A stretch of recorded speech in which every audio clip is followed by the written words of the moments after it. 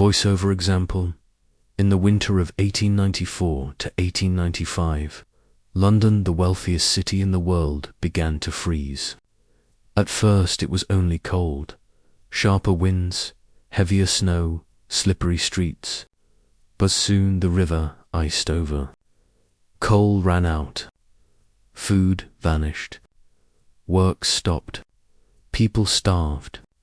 Children froze in their beds, from the mansions of the West End to the packed slums of Whitechapel.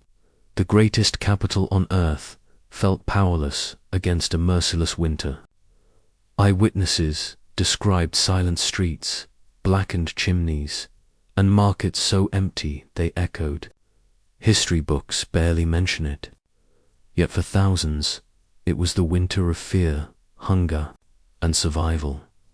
Tonight, we return to the forgotten freeze, the winter that almost destroyed London. The winter of 1894 to 1895 did not begin with disaster.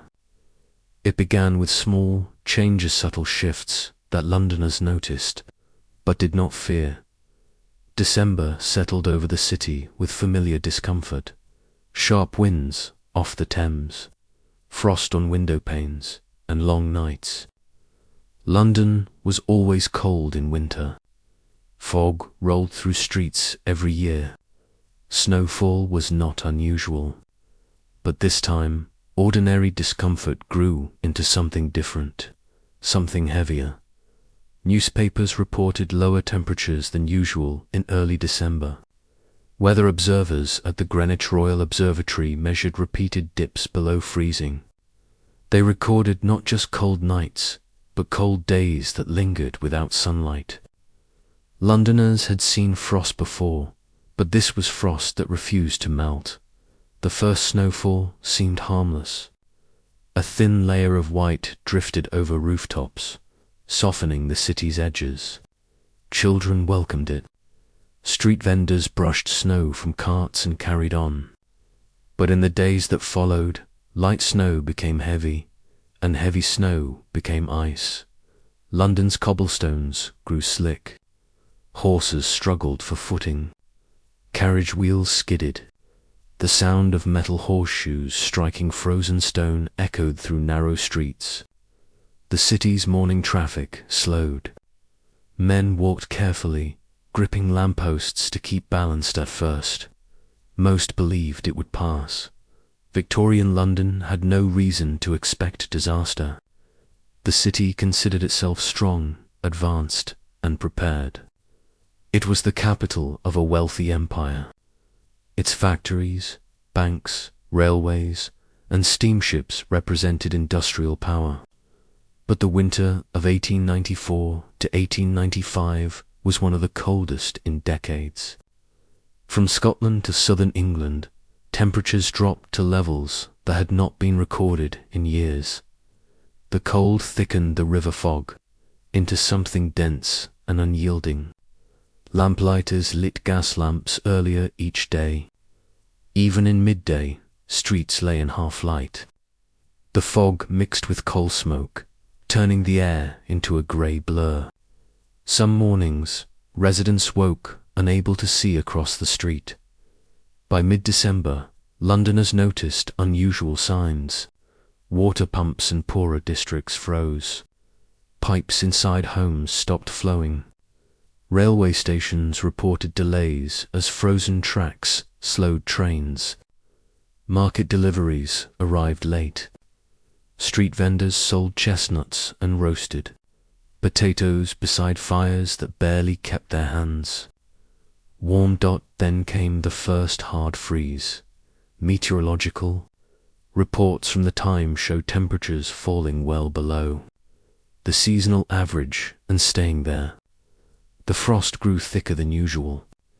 In the West End, frost coated iron railings and shop windows. In the East End, where thousands lived in unheated rooms, windows froze from the inside.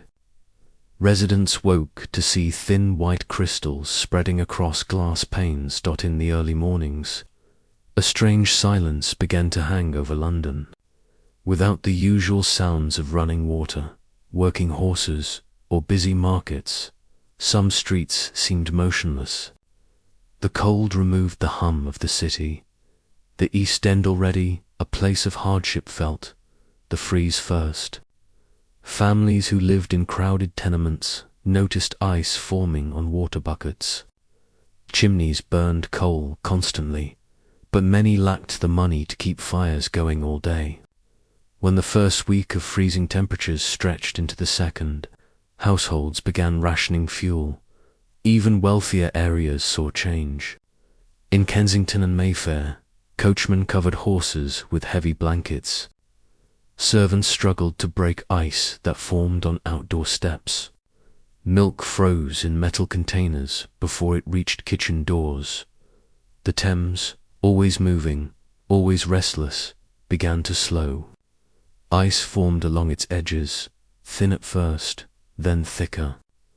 Bargemen reported difficulties navigating through the forming sheets. The river, which connected London to its food supplies, fuel, and trade, was beginning to choke.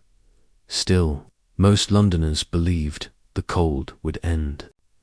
Winters were harsh but temporary. The city had faced cold seasons before. People carried on, but then a rare combination of weather systems swept across the British Isles. Cold air from the Arctic collided with moisture from the Atlantic. Snowstorms hit northern and western England. By the end of December, the country was trapped under a mass of freezing air. The winter had settled in firm, unmoving, and merciless. Morning newspapers wrote about unseasonable cold. Columns described beautiful snow, but mentioned accidents on frozen roads. Rail companies issued warnings. Doctors advised families to keep fires lit through the night. Yet many could not afford such advice. Frostbite was already appearing in dockyards and markets. Workers who spent long hours outdoors soaked in freezing air saw fingers and ears turn pale, then blue. In the East End, children who sold matches or shoe-shined boots survived only by moving constantly. Hospitals received patients complaining of chest pain and severe chills. Pneumonia cases began to rise. Inside homes, families noticed their breath hanging in the air. Bedrooms were so cold that frost gathered on walls. Sheets felt like stone. Even under blankets, the cold pushed inward. People slept wearing overcoats and gloves. In some neighborhoods, there were reports of families keeping animals indoors simply to share. Body warmth. The cold did not break during Christmas. Churches held services in freezing air. Congregants kept coats and scarves on even while praying. Charities distributed broth, bread, and tea, but demand multiplied every day.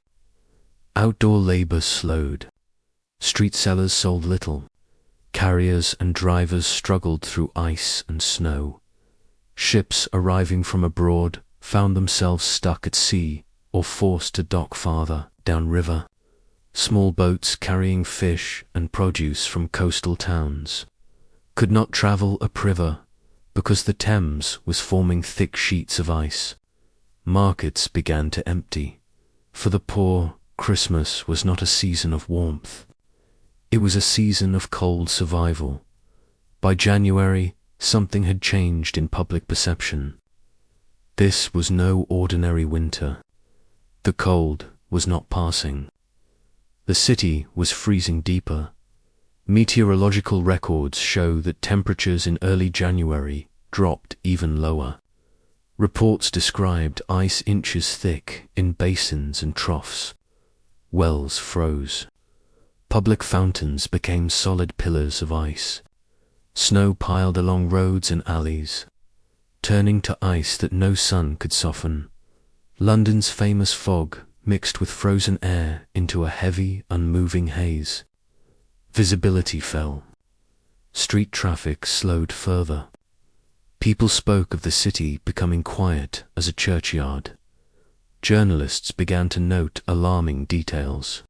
The poor, already living with little, were running out of coal and food. Workhouses filled. Hospitals saw cases of frostbite and severe chest infections. Authorities recommended caution, but the cold did not care for caution. The Thames, which had not frozen solid in many years, thickened day by day. Barges could no longer push through it. Dock workers watched helplessly as trade slowed. The lifeline of the city was turning to ice. Londoners began to speak in hushed tones of the last time they remembered a freeze like this. Some compared it to winters earlier in the century. Others, reading newspapers, realized that the nation was experiencing something unusual: temperatures dropping across the entire country, swelling snowdrifts in rural areas, frozen farmland, and silent fields where livestock could not survive the cold. For many Londoners, especially the working poor, the turning point was simple. The cold no longer froze the ground around them. It froze the life inside the city. Roads once busy with carts and wagons turned into slippery ribbons of ice. Milkmen struggled to pull carts over frozen cobblestones. Horses stumbled and suffered broken legs. Coal carts critical to heating homes moved slowly, their wheels unable to grip the road. In the early mornings, the sound of metal scraping against ice replaced the usual market chatter. Wooden crates slid rather than rolled. Vendors stood beside fires that barely stayed lit in the cutting wind. By mid-January, the city had grown eerily quiet, without flowing water, without bustling river traffic, without busy market days. London's heartbeat slowed. People noticed how sounds changed. Wheels clattered differently over frozen stone. Footsteps were muffled under snow. Even voices seemed quieter in the cold. At night, the streets were nearly empty. Gas lamps flickered in the fog. Policemen walked their beats with scarves over their faces, stamping their feet to keep warm. The cold invaded every crack of the city, through broken windows, wooden doors, and thin brick walls. In wealthy households, coal fires burned constantly. Heavy drapes covered windows. Servants made repeated trips to cellars, carrying fuel. Even so, large rooms stayed cold. The winter ignored social class, though the poor suffered first. In poor districts, the cold was a direct threat to survival. Families who relied on day wages saw work disappear. Carpenters, dock workers, builders, and carmen found no employment. Without wages, they could not buy coal. Without coal, they could not stay warm. The winter revealed a fragile balance. London was modern, industrial, and wealthy. Yet its survival depended on movement. Moving ships, moving coal, moving food. When the cold stopped movement, the city began to starve and freeze. Official reports at the time used calm language: unusual frost, difficult conditions, trade interruption. But in homes and streets, the truth was harsher. The cold had arrived, and it was not leaving. By late January, newspapers no longer called it a severe winter. They called it a crisis. What had begun as frost was becoming catastrophe, and London, a city of millions, was about to face one of the most difficult winters in its history. In the winter of 1894 to 1895, the world's largest city capital of a global empire, center of finance, industry, and trade, found itself disarmed by something as old as time. Cold Victorian London relied on coal. Not electricity, not central heating, not insulated homes, just coal. Coal-heated houses, coal-boiled water, coal powered factories and steam engines. It fueled the railways and kept hospitals warm. Without it, the city slowed, then stopped. The cold exposed every weakness in that dependence.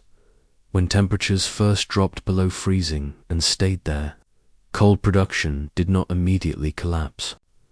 Mines still worked, but transport became impossible in many areas. Frozen rails and snow-blocked tracks meant that coal simply could not reach the capital fast enough. Demand outgrew supply within days.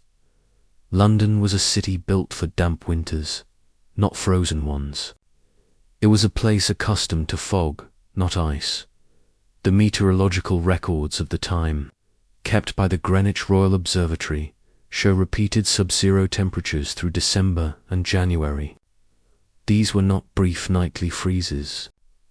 These were days and nights of cold that did not lift.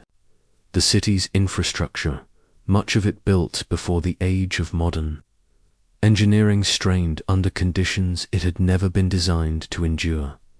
Most homes, especially in working-class districts, were built with thin brick walls and no insulation. Roofs leaked cold air. Floorboards sat above unheated basements. A single fireplace often served an entire house. Families crowded around it for warmth, knowing that once the coal was gone, the house would become as cold inside as outside. Poorer neighborhoods were worse. In districts like Whitechapel, Poplar, Limehouse, Bethnal Green, and Southwark, thousands of families lived in one-room lodgings or subdivided tenements. Entire households slept in kitchens simply because it was the only space near a stove. When the frost deepened and coal prices rose, these fires died out.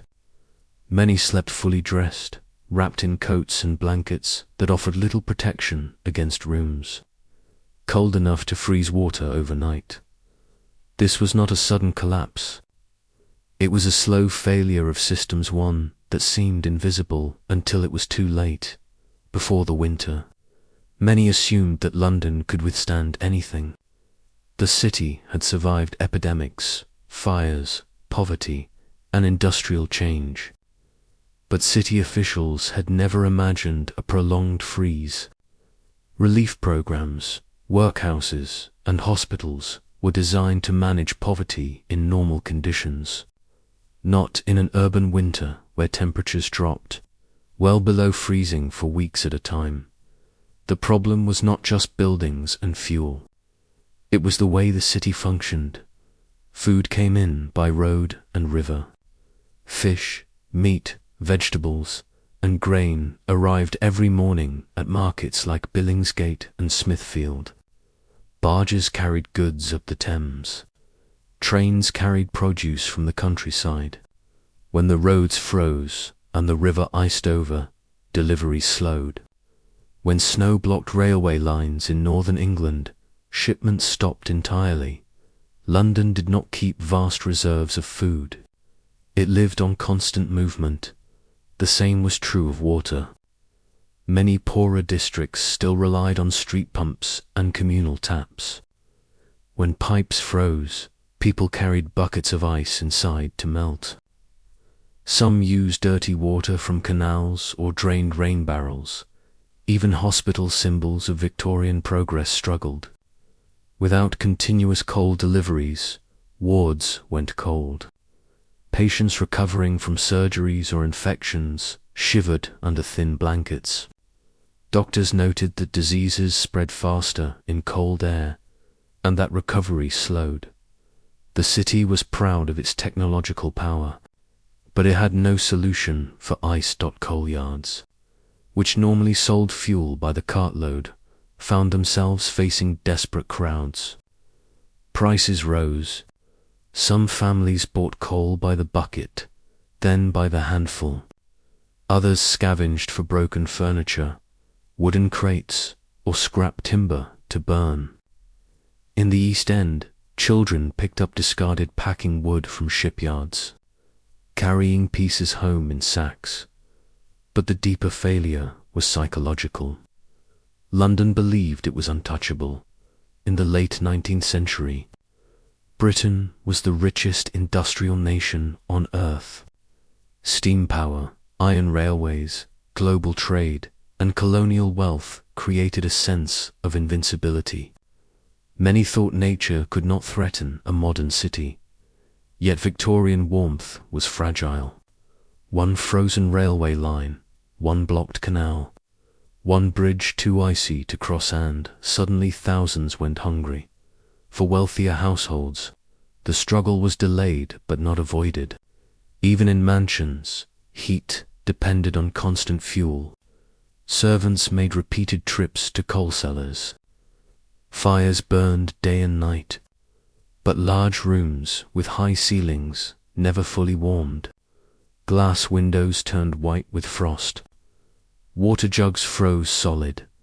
Even the upper class could feel how vulnerable London had become. Newspapers printed polite warnings, but beneath them grew a quiet alarm. Reports from the meteorological office explained the cause: a strong anticyclone positioned over the British Isles. High pressure trapped cold air over the region, blocking warmer winds. This created temperature stability low, unchanging, relentless. Snow fell, melted slightly, then froze into sheets of ice. This pattern lasted for weeks. In rural areas, livestock died in barns. Water troughs froze. Farmers could not transport goods. The countryside suffered first, then the cities. London felt the impact like an echo of distant disaster, arriving day by day in smaller market stalls and empty carts. Engineers and city officials had no modern tools to solve the problem.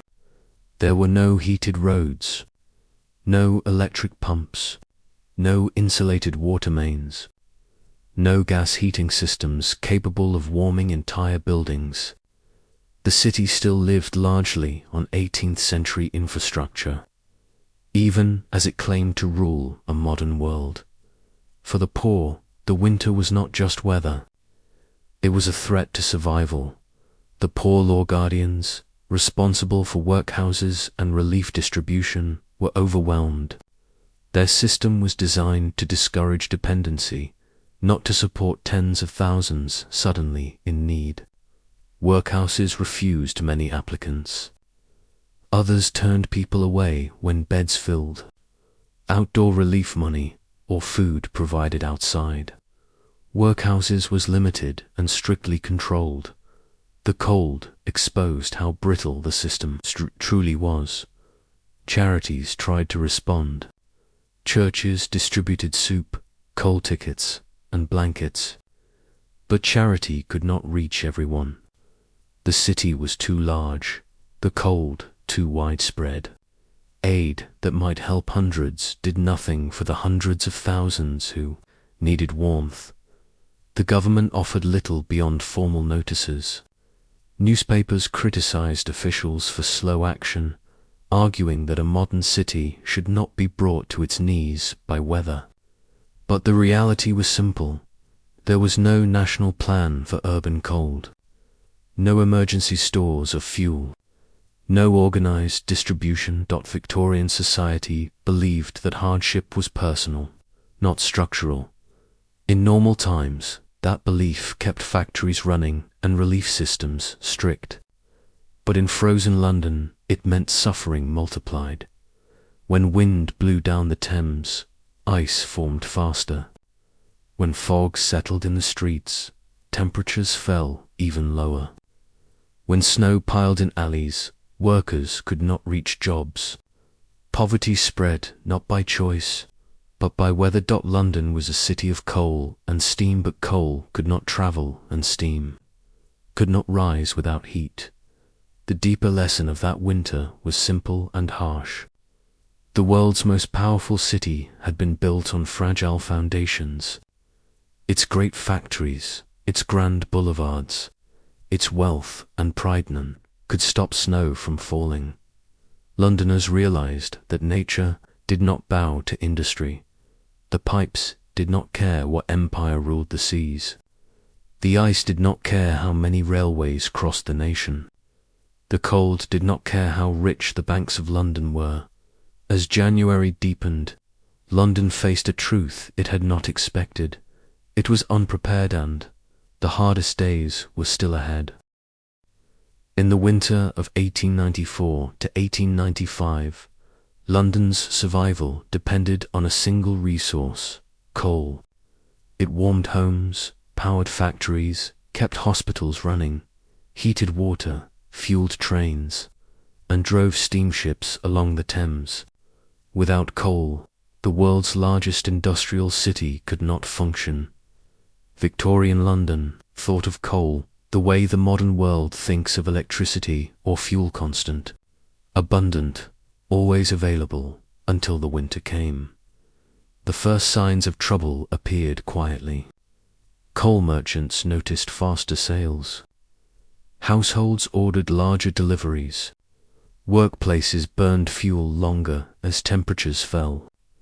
At first, no one panicked. Cold winters meant higher demand. That was normal, but by the second week of persistent frost, queues formed outside coal yards. Those who could afford it paid without question. Those who could not waited for prices to fall. They did not know that prices would rise. Instead, coal production in the north continued through the early weeks of winter, but deep freezes struck mining regions as hard as the city. Snow blocked roads leading to rail depots. Tracks froze. Loaded wagons sat unmoving in rain. Miners worked in bitter temperatures, but much of the coal never left the coalfields. Coal was still being mined. London simply could not reach it. Rail transport was the heart of the system. The London and North Western Railway, the Great Western Railway, and others connected the capital to the coal mines of Yorkshire, Northumberland, Durham, and Wales.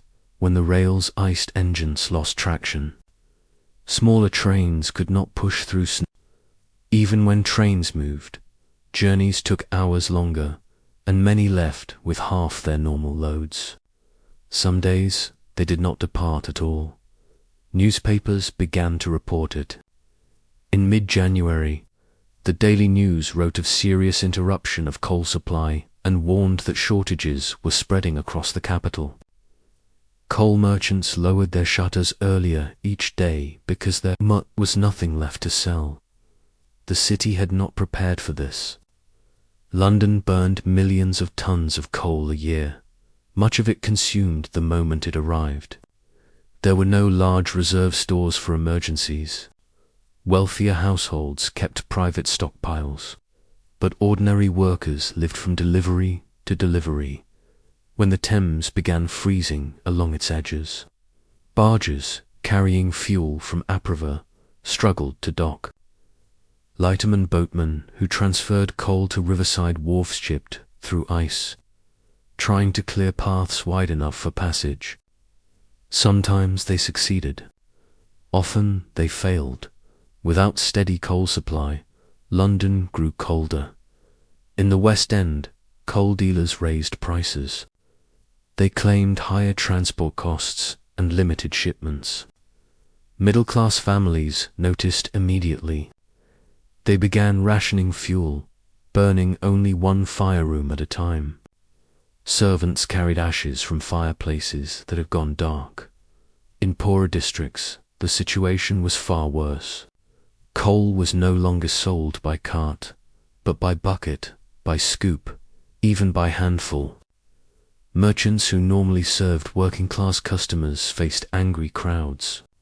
Some closed completely. Others kept doors locked and sold only to those who could pay high prices. Coal yards saw scenes of desperation.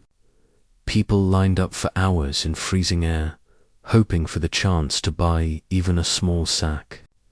When a coal wagon arrived, men, women, and children rushed forward with baskets, sacks, and aprons.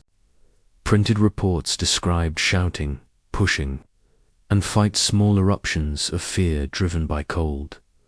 The price rose again, in just a matter of days. Coal became a commodity of survival. Wealthier households responded by buying in bulk, filling storage rooms and sheds. Cart drivers were paid extra to deliver quickly. Some families hired guards or instructed servants to watch their coal stores. Scarcity bred suspicion. In several districts, police documented cases of coal theft. Individuals stole lumps from merchant carts. Children picked scattered pieces from muddy snow. Some residents broke into storage yards. In Poplar, authorities arrested a group who had secretly entered a coal depot at night and carried away sacks. The courts handled these cases as criminal acts, but magistrates acknowledged that desperation played a part. Something once taken for granted had become a marker of class. Those with money stayed warm. Those without shivered. Industries began to feel the impact. Brickworks reduced hours. Bakeries struggled to keep ovens burning. Laundries closed on especially cold days because water froze faster than coal could heat it. Factories, powered by steam engines, textile mills, metalworks, chemical plants operated at half strength or not at all. Workers lost wages. Without wages, they could not buy food or fuel. Without fuel, sickness spread faster in unheated rooms. The shortage multiplied the hardship of the winter. Hospitals were among the first institutions to sound alarm. They needed coal to heat wards, sterilize instruments, boil water, and run boilers for steam. When deliveries slowed, hospital administrators wrote urgent letters requesting emergency supplies. Some received small shipments. Others received none. Medical reports from the time described patients wrapped in multiple blankets, nurses working in cold halls, and operations performed in chilled rooms. Doctors noted that recovery times increased, and mortality rose. The situation became more severe when the Thames froze solid enough to stop river trade. Barges trapped in ice could not deliver fuel to central London docks. Coal piles that once filled riverside yards dwindled until only dust remained. The river, normally a constant highway of commerce, became a barrier of ice without coal. Thousands faced an impossible choice, by fuel or by food. The poor had no choice at all. They burned scrap wood, broken crates, driftwood, and even furniture. Some scavenged debris from construction sites. Children searched alleys and shipyards for wood chips and leftover packing materials. Newspaper accounts described families tearing out banisters, floorboards, and window frames to stay warm. In neighborhoods like Whitechapel and Shoreditch, smoke rose from chimneys fueled by whatever could burn. The smell of burning rubbish mixed with frozen air. It was heat, but barely. City officials debated whether to intervene, but there was no simple solution. The government could not manufacture coal. Mines continued to work, but transport could not keep pace with demand. Relief programs handed out fuel tickets, but numbers were small compared to the need. By late January, coal merchants announced that there would be no price reductions until weather improved. For many, that meant never. Charities tried to fill the gap. The Salvation Army and church missions purchased coal in bulk and distributed small amounts to families most at risk: widows, single mothers, the elderly, and the sick. Some factories donated leftover fuel. Wealthier families gave money for coal tickets, but charity could not reach all. London was too large, and the cold was too widespread. Newspapers published editorials criticizing merchants for profiteering. Some accused coal companies of hoarding. Others blamed the railway system for weak planning. A few suggested that London's dependence on coal was itself a danger, that a modern city should not be crippled by a single supply failure. Yet alternatives did not exist. Gas heating was limited and expensive. Electricity was in its infancy, used mainly for lighting in wealthy districts. Oil and wood were scarce or impractical. Coal was king, there was no substitute. The shortage marked the first real symbol of crisis. People could accept frozen roads and snow-choked streets, but the absence of heat was something deeper. It affected every household, every street, every factory, every hospital. It changed daily life. Washing was postponed because water was too cold. Kitchens operated only when a fire was available. Shops reduced hours because it was too cold to stand behind counters. Churches kept services brief. Long prayers meant frost forming on clothing. Schools heated only one room, placing dozens of children around a single stove. Even the wealthy felt uneasy. Their coal lasted longer, but not forever. Servants, who slept in colder bedrooms and attics, suffered frostbite. Drafts swept through large houses. The cold did not respect social status. It merely arrived more slowly for the rich. Some newspaper columns asked how a nation with an empire spanning the globe could not heat its own capital. Others compared the situation to earlier centuries, suggesting that London had regressed instead of progressed.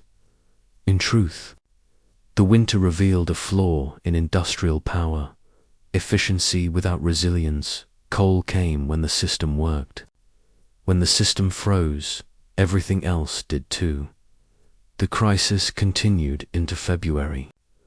People looked to the sky for change.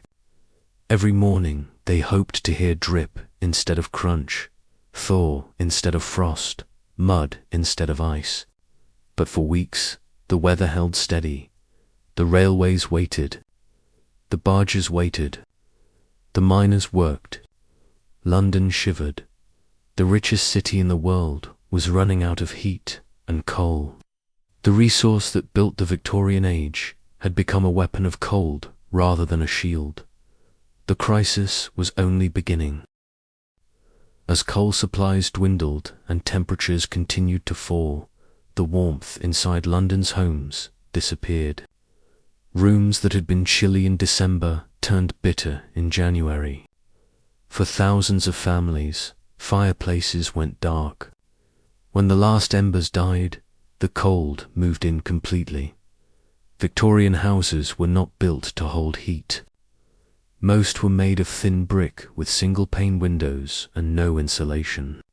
When fires went out, indoor temperatures dropped within hours. In many working-class homes, the temperature inside fell close to that outside. Frost formed inside rooms, on walls, on blankets, even on water left in cups. Diaries, letters, and newspaper reports from the winter of 1894 to 1895 reveal how quickly people lost the ability to keep warm. A writer for the Illustrated London News described entering a tenement in Whitechapel and seeing ice along the edges of the window glass, not outside, but within the room itself. The reporter noted that the only heat came from the bodies of the people crowded together on the floor. Even families with steady wages struggled. Coal prices rose, and many chose to spend what little they had on food rather than heat. Others burned small amounts, rationing their fuel by lighting fires only at sunrise or after nightfall. Some stoked the flames for an hour and sat close while it lasted, knowing the fire would be gone long before morning. For those who lived in a single rented room common in London's East End, the situation was harsher. A single fireplace served a room where a family of 5 or 6 slept, cooked, and washed. When the coals ran out, they had no backup. Blankets grew stiff with frost overnight. Children woke with frozen breath clinging to their lips. Newspapers published short, factual notices that hinted at a much larger crisis. Suffering in Bethnal Green, families without fuel, frost indoors, many take to sleeping in their day clothes, children lacking proper boots and coats. The press rarely named the individual suffering, but charity workers and local parish officers left records describing what they witnessed. One relief worker from a parish mission in Clerkenwell wrote of visiting homes where children huddled in scarves and shawls during the night, their knees pulled to their chests to retain warmth. In many dwellings, he recorded, the water basins froze over, though the families were within the room while it occurred. In the borough of Poplar, a workhouse official noted that applicants frequently arrived with red, cracked skin on their hands and faces, early signs of frostbite. Some had slept in coats, hats, gloves, and boots without feeling warmer for it. In the worst cases, applicants had slept sitting upright. Lying down made the cold feel sharper. Medical officers wrote similar accounts. Doctors in poor districts visited patients in rooms cold enough that their breath hung in the air. They described treating pneumonia, influenza, and bronchitis in homes where no fire had burned for days. Some cases were fatal not because the illness was strong, but because the cold left the body too weak to resist it. The historian Charles Masterman later wrote about the winter, recalling households that shivered through the nights in garments fit for the outdoors because they had no fuel to warm a chamber. His description was not dramatic. It was what thousands had lived. Families tried to create warmth by crowding into one room. Parents, children, and elderly relatives slept close together under piles of blankets and coats. Some burned candles or oil lamps at night, not for light, but because their flames gave off a small amount of heat. In many homes, frost grew on the insides of windows in thick white lace. Photographs taken by social reformers in the poorest neighborhoods show panes covered in ice while children sit nearby wrapped in ragged blankets. The cold was easiest to measure in objects. Shoes left near doors turned hard overnight. Wet clothing became stiff. Buckets of water froze into solid blocks. Bread went hard within hours. Indoor plants died. Metal pots and utensils bit at fingers when touched. For those who had no home at all, the situation was worse. Homeless men slept under railway arches, in alleyways, and on the steps of public buildings. Their breath froze to their clothing. Some lit scraps of newspaper or rubbish in tin cans. Some did not wake. Even those who found shelter indoors suffered in the cold. Night refuges, lodging houses, and workhouse dormitories were crowded. Dozens, sometimes hundreds, slept side by side, sharing heat with their bodies. Investigations by social reformers noted that some public shelters had no fires at night because fuel was too scarce in the workhouses. Stones, floors, and brick walls turned the cold inward. Beds stood in long rows with little space between. Thin blankets offered little protection. At the Whitechapel Union Workhouse, a staff report noted that frost formed on the inside of the windows and remained until morning. Records also showed that some inmates slept wearing multiple layers of clothing. Because blankets were not enough, charities distributed blankets and warm clothing, but they never had enough. The Salvation Army printed notices asking for donations of coats and boots. At parish halls, volunteers handed out quilts, shawls, and flannel. Yet the need far exceeded the supply. The cold also changed daily routines. Many families no longer washed at home. Water was too cold to use. Laundry froze where it hung. Some washed only what was absolutely necessary, and some waited for weeks in schools. Teachers wrote that classrooms were so cold that children could not concentrate. Lessons shortened. In some boroughs, school boards used what little coal they had to heat only a single room, rotating different classes through it during the day. In factories and workshops, workers tried to warm themselves near machines powered by steam boilers, but when coal ran short, boilers powered nothing at all. In printing shops, ink stiffened in metal trays. In bakeries, dough rose slowly, if at all. Even churches felt the freeze. Sunday services were held in cold air. Parishioners prayed with gloves on, breath visible in every hymn.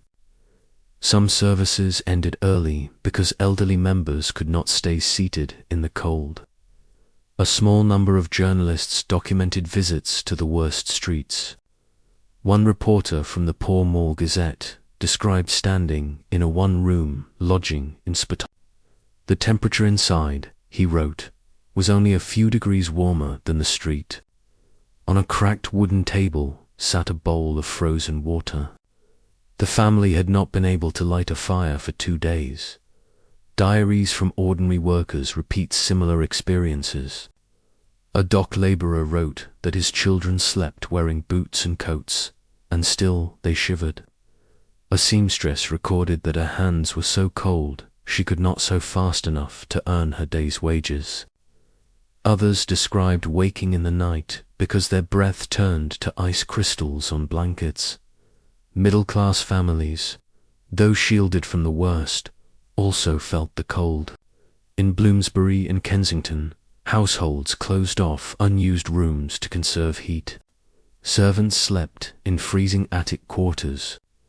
Some fell ill from cold exposure and were unable to work, adding pressure to already strained homes. Doctors warned that cold air intensified respiratory illness. Local infirmaries reported rises in pneumonia, especially among children and the elderly. The medical journals of the time noted a spike in deaths attributed to chill, exposure, and exhaustion aggravated by cold. By February, the cold had become a daily fact of life. Frostbite was documented in workers who laboured outside market porters, cab drivers, construction labourers, and night watchmen. Reports described swollen, numb fingers, burned red by the frost. The cold also created another problem: damp. Without heat, moisture condensed on floors and walls. Tenements grew wet, mouldy, and sour-smelling. Clothes stored in drawers felt damp to the touch. Even beds held the cold. Newspapers rarely used dramatic language. They wrote in plain terms. The poor are without fuel, rooms frozen, water solid in buckets. But beneath the calm reporting lay the reality that thousands faced the winter in homes that no longer offered shelter. What made the cold so devastating was that London had no way to warm itself without coal. Fires were not comforts, they were survival. When the coal vanished, warmth vanished. When warmth vanished, the city began to suffer from the inside out. Empty fireplaces became the symbol of the winter. They stood in kitchens, parlours, and bedrooms, cold, ash-stained, useless. Beside them, families slept under coats, scarves, and blankets piled high. Even that was not enough. The cold outside was harsh. The cold inside was worse. For many, the winter of 1894 to 1895 was remembered not for snowbanks in the street, but for the hard frost that crept across their walls at night. As January deepened and the cold held its grip, London faced a new crisis. Heat had vanished first. Food vanished next. A city of nearly 5 million people depended on constant deliveries to survive. London did not grow its own wheat. It did not raise enough cattle or produce enough vegetables. Its food arrived by ship, by barge, and by train. Every morning, fresh supplies flowed into Billingsgate Market, Smithfield Market, Covent Garden, and hundreds of smaller stalls across the capital. When the cold froze the Thames and blocked the railways, that movement slowed, then failed. The first sign appeared at the docks. Barges that normally travelled daily from agricultural and fishing towns upriver could not break through the forming ice. Lightermen used poles to push floes aside, but temperatures stayed below freezing for so long that sheets of ice thickened across the water. When those sheets fused, smaller cargo vessels were trapped. Some were abandoned mid-river, frozen in place. Reports from the London Shipping Gazette described coal barges immobilized near Blackfriars and grain barges halted east of Greenwich. Fishboats could not reach Billingsgate. Imported goods from merchant ships, meat, fruit, spices remained offshore, unreachable. On the worst mornings, the docks were silent. At railway depots, snow piled across the tracks. Trains delayed by 12 or 24 hours arrived with spoiled vegetables and rotten fruit. Some shipments never arrived at all. Frozen rails made braking dangerous, and engines struggled for traction. Factories powered by steam could not thaw frozen sleepers fast enough. Rail workers dug with shovels and picks, but the cold worked faster than they did. Markets began to shrink. Billingsgate, usually crowded with shouting fishmongers and buyers, opened to near-empty stalls. Smithfield's meat dealers sold what they had, but without steady supply, prices rose. At Covent Garden, entire sections stood bare. Newspapers remarked on the unfamiliar sight of quiet market aisles and traders with nothing to sell. For the wealthy, hunger was inconvenience. They paid higher prices, bought preserved goods, and continued to eat. In West End shops, imported items still apt-cured, meats, tinned fish, dried fruit, but quantities shrank. The middle class tightened spending, choosing cheaper cuts or smaller purchases for the poor. Hunger was immediate. Working-class households lived from day to day. A labourer's wages bought food for that night and the next morning. When work stopped because factories closed and docks froze, daily earnings disappeared.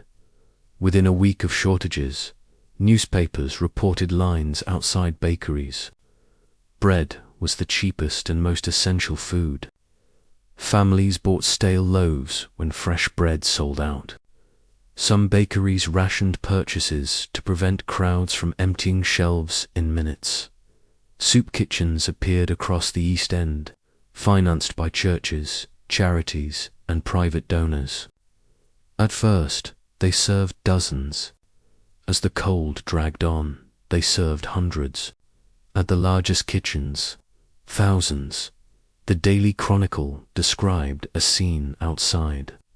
A mission hall in Whitechapel, women with children waiting in line, holding tin pails and mugs, wrapped in shawls against the frost. They accepted ladles of broth made from bones, vegetables, and scraps. The broth was thin, but it was warm. For many, it was the only meal of the day. Charity workers recorded the change in the crowds. At the beginning, most were mendockers, porters, day labourers, out of work because transport had halted. By the middle of the month, entire families arrived. Women, children, the elderly. Some carried infants wrapped in blankets, hoping the steam from the soup would warm them. The winter did not produce dramatic riots or open revolt. It produced something quieter. Resignation, bread shortages, always affected the poor. But this time, the shortage grew from a system failure, not local poverty. Roads froze, river transport failed, and famine crept into a city that was supposed to be the capital of a global empire. The poor stretched what they had. Bread crusts softened in hot water became meals. Potatoes were boiled and shared between families. When potatoes disappeared from the markets, some bought cheaper substitutes: peas, turnips, cabbage butt. Even those vanished in the deepest cold. Meat became a memory. Small butchers who lacked storage simply closed. Those still open sold trimmings, bones, and fat. In poorer districts, animal bones were boiled multiple times to extract every drop of flavor. London newspapers published polite descriptions that concealed deeper suffering: shortage of fresh vegetables, great scarcity in the markets. Prices continued to rise. Behind those words lay empty tables and children who went to sleep hungry. Some accounts described families selling valuables, watches, rings, coats to afford food.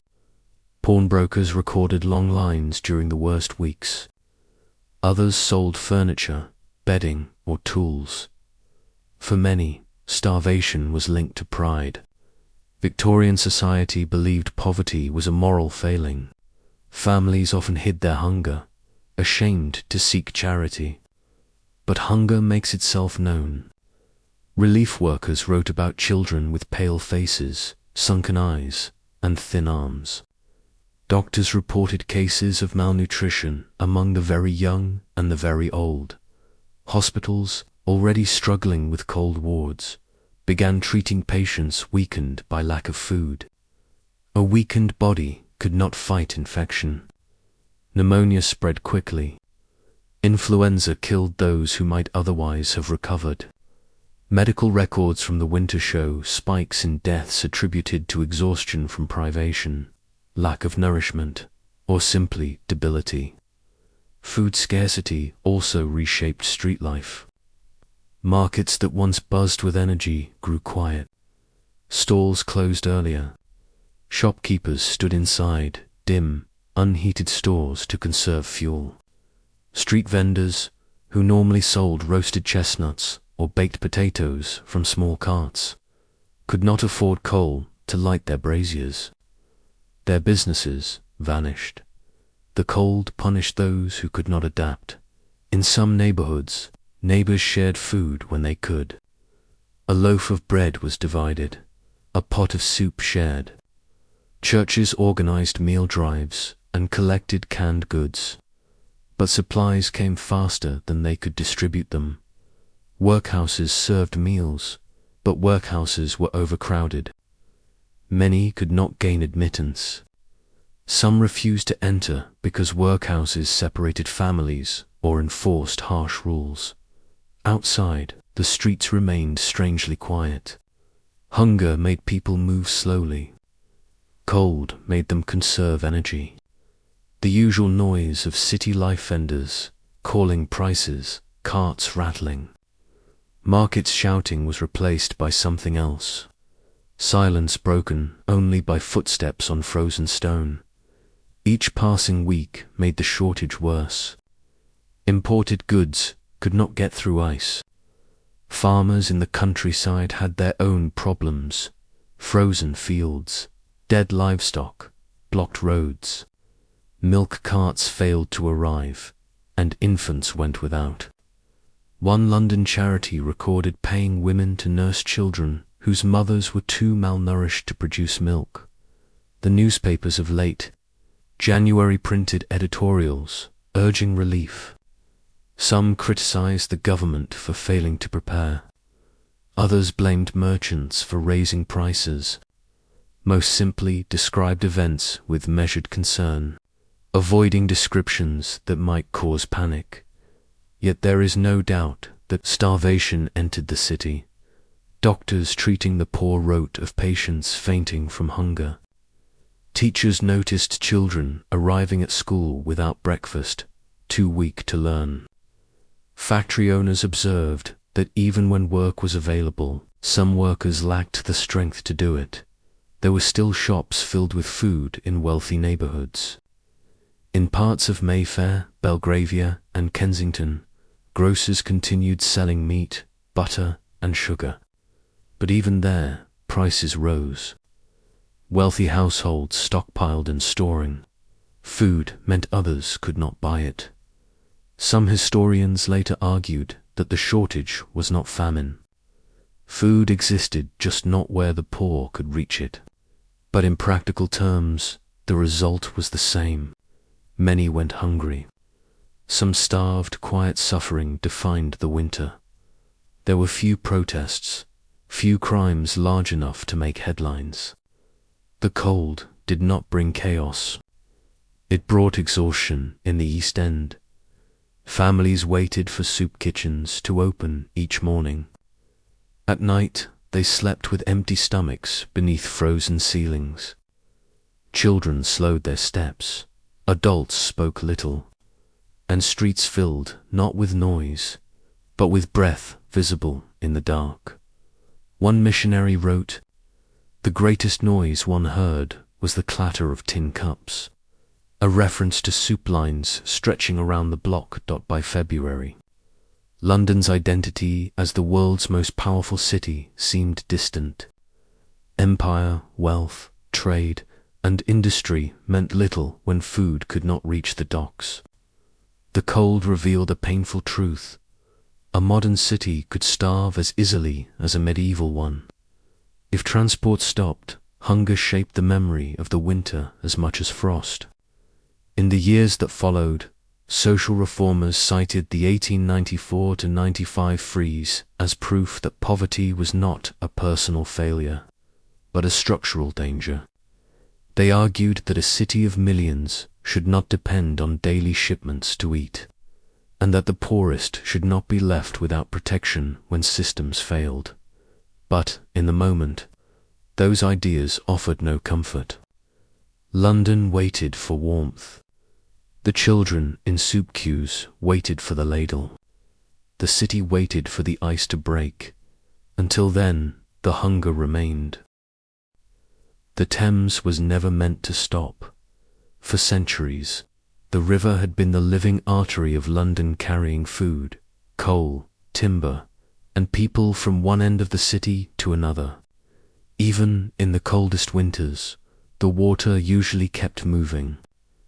Ice formed along the edges and broke apart with the tides. But during the winter of 1894 to 1895, the cold did not pass. The river began to harden. Early reports were small. Ice appeared first in sheltered inlets and near river stairs. Bargemen broke it with poles, clearing narrow paths for workboats. At Woolwich and Greenwich, ice formed tight ridges near the piers. Lighterman men who transferred cargo from ships to shore noticed their oars dragging through slush instead of water. By January, temperatures had fallen so low for so long that large sheets of ice moved downriver. At low tide, they scraped against muddy banks, piling up like broken glass. At high tide, they drifted back into midstream, colliding with barges moored near the wharves. The Thames had begun to freeze in earnest. Newspapers printed cautious headlines. Ice forming on the river, traffic interrupted at several points. Danger to barges in the lower Thames. But the reports did not capture how quickly the situation worsened. Each night, the temperature fell below freezing. Each morning, the river grew whiter and quieter. Barges that once rocked gently on the current became fixed in place. Crews carried long poles, trying to push themselves free. But the ice thickened faster than they could break it. At Tower Bridge, Dozens of boats became trapped against the pier. Near London Bridge, packets of mail and imports remained sealed inside holes that could not dock. Upstream, small fishing boats lay frozen beside Putney and Hammersmith. The silence of the river was unnerving. A place once filled with engines, paddles, whistles, and shouts became still. No wakes splashed against the embankments. No barges knocked together. Ice muffled every sound. Reporters described a river white and motionless, a sight London had not seen in decades. The thickest ice formed at low tide, when water levels dropped and left large areas exposed to the air. Mud froze, shallow edges solidified. In some stretches, the Thames became so solid that people could step onto it. Cautious at first, they walked only a few feet from the bank, testing their weight. Soon, bolder steps followed in the East End. Children crossed from one side to the other near Limehouse and Ratcliffe Highway. Adults began to follow. Police warned people away, but warnings meant little to those who had lived their lives beside the river. Bargemen who had spent years navigating the Thames knew its strength, its dangers, and its temperament. If ice could hold a man's weight, they trusted it. By late January, eyewitnesses reported crowds walking across frozen sections near Blackfriars and Kew. Vendors set up small makeshift tables on the ice, selling roasted chestnuts, tea, and cheap tobacco, continuing a tradition that dated back to earlier frost fairs of the 17th and 18th centuries. Yet this was not a festival. There were no carousels, no tents, no flags, just quiet footsteps over a silent river. Even as people walked across, barges remained locked in place. Crewmen were stranded aboard, unable to move their cargo, unable to reach shore without crossing ice. Some stayed on their boats for days.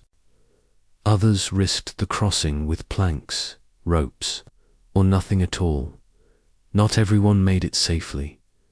Newspaper archives contain brief, factual lines about drownings and near ice broke near Rotherhithe. One man rescued. Boy fell through near Chelsea embankment. Search for bargeman lost beneath ice. The river may have turned solid, but beneath the surface, the Thames still flowed. A single crack could send a person plunging into freezing water. For those who fell, survival depended on seconds. At Waterloo, a lighterman slipped and crashed through a thin patch. Two others used ladders to pull him out. He survived, but many did not. Cold water numbed limbs within minutes. Even strong swimmers failed to reach the edge. The river police worked constantly. Their reports describe patrolling the ice, shouting warnings, and rescuing those who misjudged its strength. In some districts, makeshift rescue parties formed, men with ropes and poles stationed near dangerous crossings. These small acts of vigilance saved lives. Still, people continued to walk the river because the frozen Thames offered something London desperately needed: a shortcut. With roads icy and bridges crowded, crossing on foot became faster. Delivery boys carried parcels across. Labourers crossed to reach distant worksite.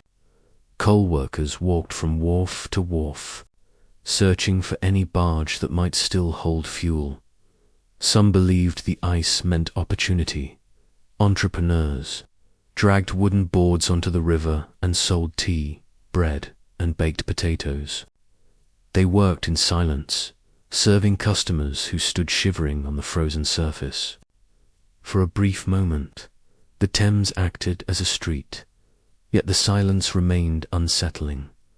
Writers who visited the river described the absence of movement. The Thames had always been a place of noise: steam, whistles, engines, shouting, waves. Now, even seagulls seemed fewer, as frozen water denied them food. For the city's economy, the frozen river was devastating. Trade stopped. Imports stopped. Food stopped. Coal barges that tried to break free did so slowly, pushed by workers swinging heavy picks and hammers. Ice piled along the hulls, groaning and snapping. Some boats suffered damage so severe they sank when thaw finally came. Newspapers reported that the Port of London, authorities struggled to keep shipping channels open. Icebreakers were limited in number and power. Even when they opened a narrow path, it refroze overnight. The riverfront industries declined sharply. Mills, warehouses, and factories that relied on river deliveries cut hours or closed. Men who hauled cargo for a living waited on the frozen banks, knowing no work would come. Even water transport for passengers halted. The familiar river steamers, which ferried Londoners from one part of the city to another, remained docked. Ferrymen stood idle. Inns near the docks lost business. The river, once alive with movement, became a barrier in the West End. Photographers captured rare images, the Thames as a white plain. Bridges loomed over frozen stretches. Snow dusted the ice in patches. At some spots, footprints crossed from one shore to the other. The public reacted in two ways: amazement and fear. Older Londoners remembered stories of the great frost fairs that once took place centuries earlier, when the river froze more regularly and merchants set up stores. But those memories belonged to a different era before bridges changed the flow of the water, before dredging deepened the riverbed. The 1894–95 freeze was not a celebration. It was a symptom of crisis. The ice signaled the failure of trade routes. The freezing of barges meant the failure of labor. The silent river meant hunger in the streets. The government issued warnings, urging Londoners not to venture onto the ice. Some obeyed. Others ignored the warnings. Photographs and written reports show men testing the surface with sticks, children running across, and even dogs being led over the frozen crossings. The ice held for now. Accidents continued.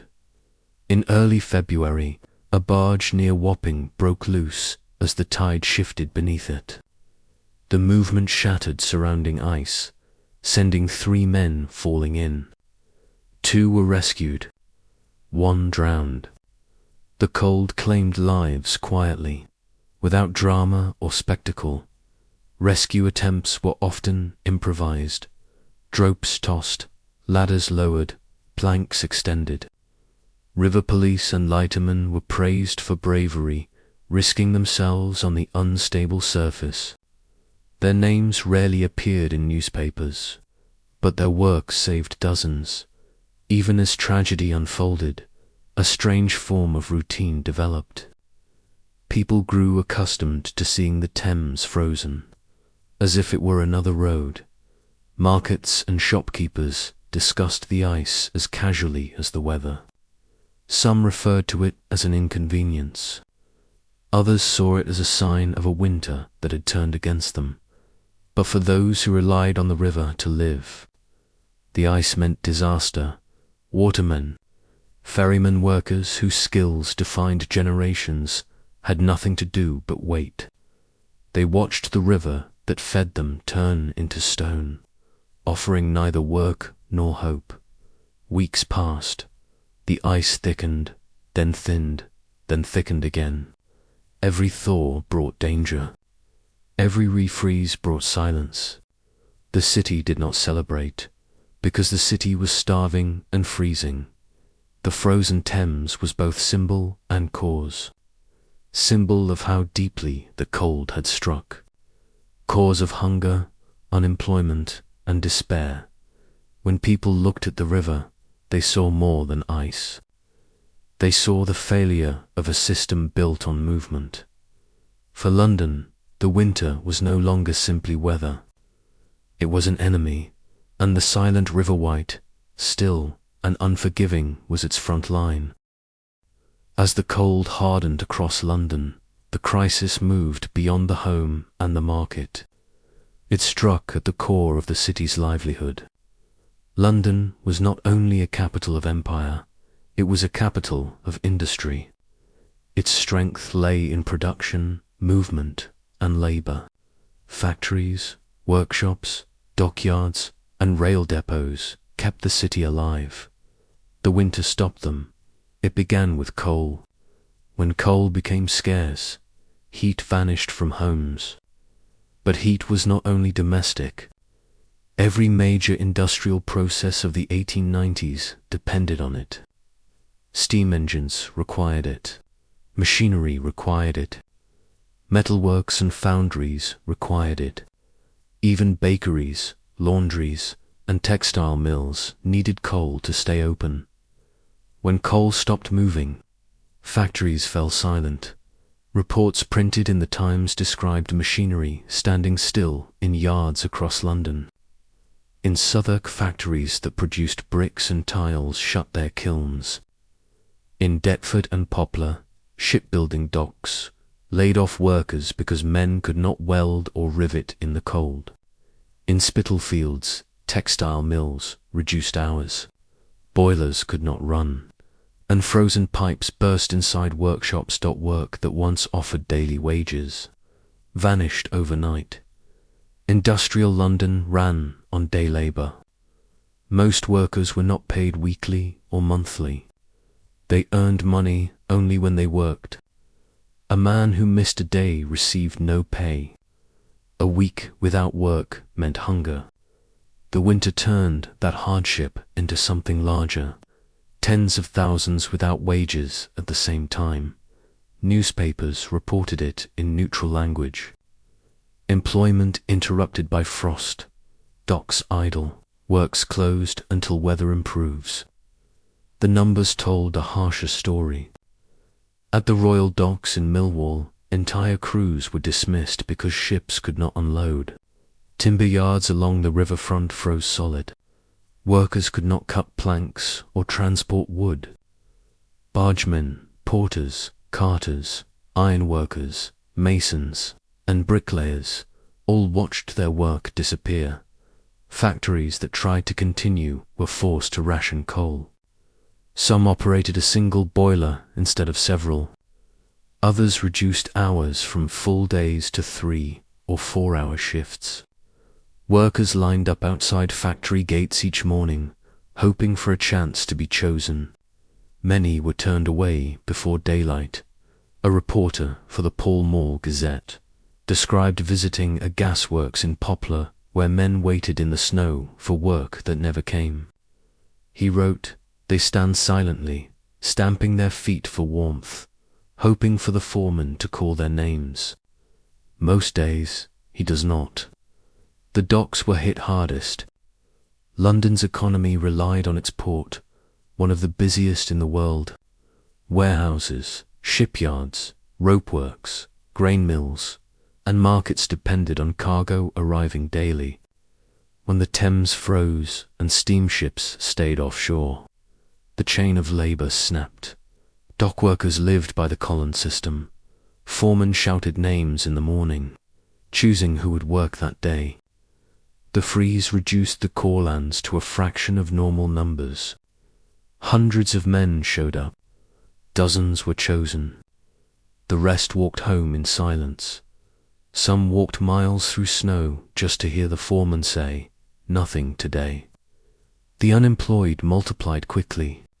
Relief committees tried to provide odd jobs, clearing snow from major roads, breaking ice near bridges, hauling gravel to improve traction, but these tasks reached only a small fraction of those who needed work. Even skilled labourers suffered. Carpenters, brickmakers, plasterers, and painters could not work outdoors. Building sites shut down because snow-covered bricks and mortar could not set in freezing air. Chimney sweeps found fewer customers because fires burned less often. those who cleaned flues earned pennies. The cold also stopped small businesses. Street sellers lost trade. Costermongers, the familiar sight of pushcarts selling fish, apples, or vegetables, had nothing to sell.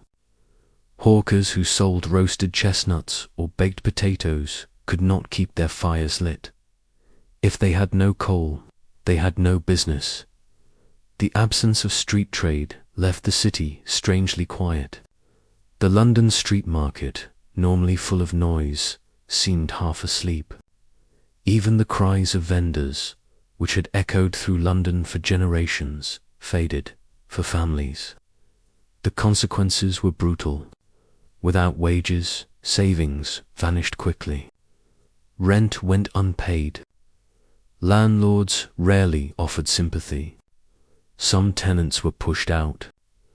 Others moved into smaller, colder rooms. Families took in lodgers to share rent.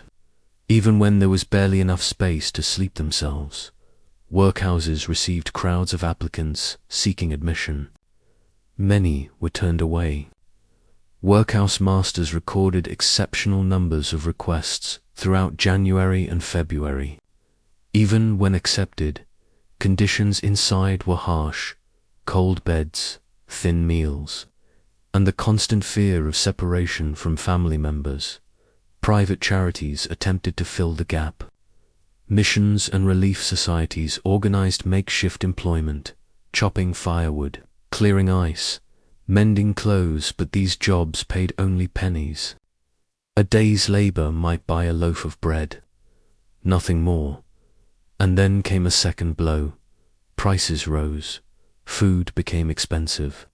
Coal became expensive, and even second-hand clothing increased in cost. For the unemployed, that meant the gap between hunger and work widened every day.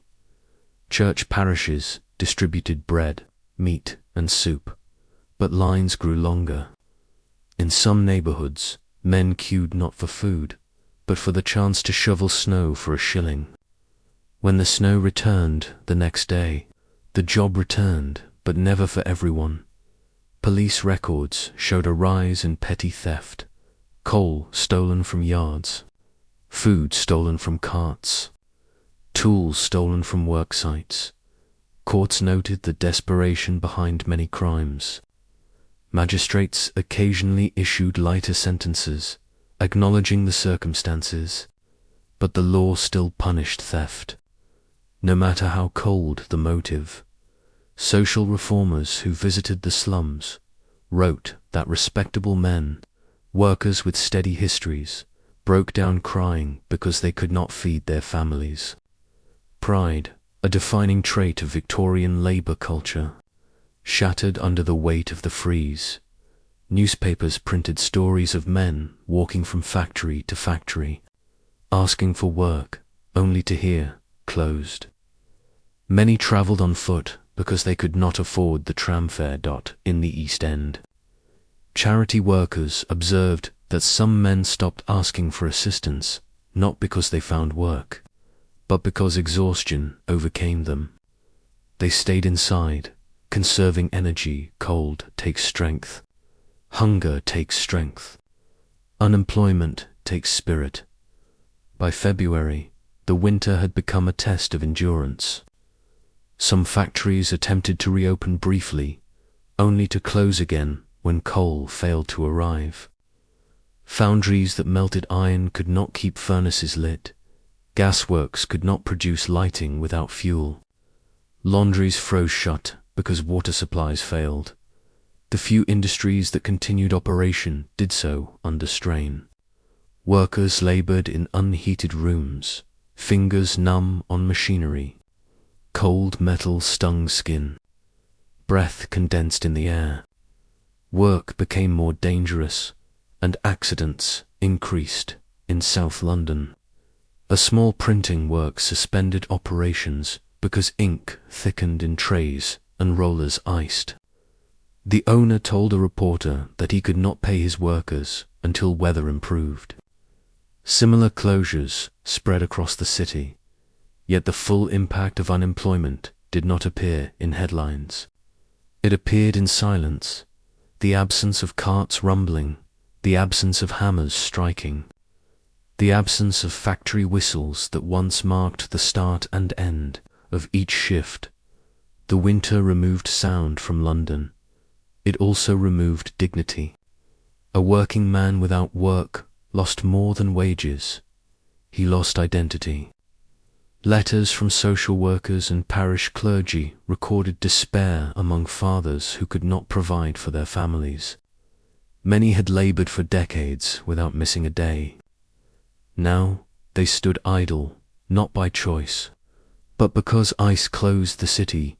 Victorian London held a deep belief that hard work guaranteed survival. The winter proved otherwise. It showed that even the hardest workers could lose everything when nature intervened. Unemployment spread beyond the docks and factories. Teachers, laundresses, tailors, and servants were dismissed when employers ran out of coal or money. Some wealthy households sent servants away temporarily, unable to heat large homes or afford wages. When the wealthy reduced spending, the poor paid the price. Economists later estimated that tens of thousands lost work during the worst weeks of the freeze, though no exact number exists. The poverty that followed left a long scar across working-class districts by early March. When warmer winds finally arrived, some factories reopened. Barges began to move. Ships docked again.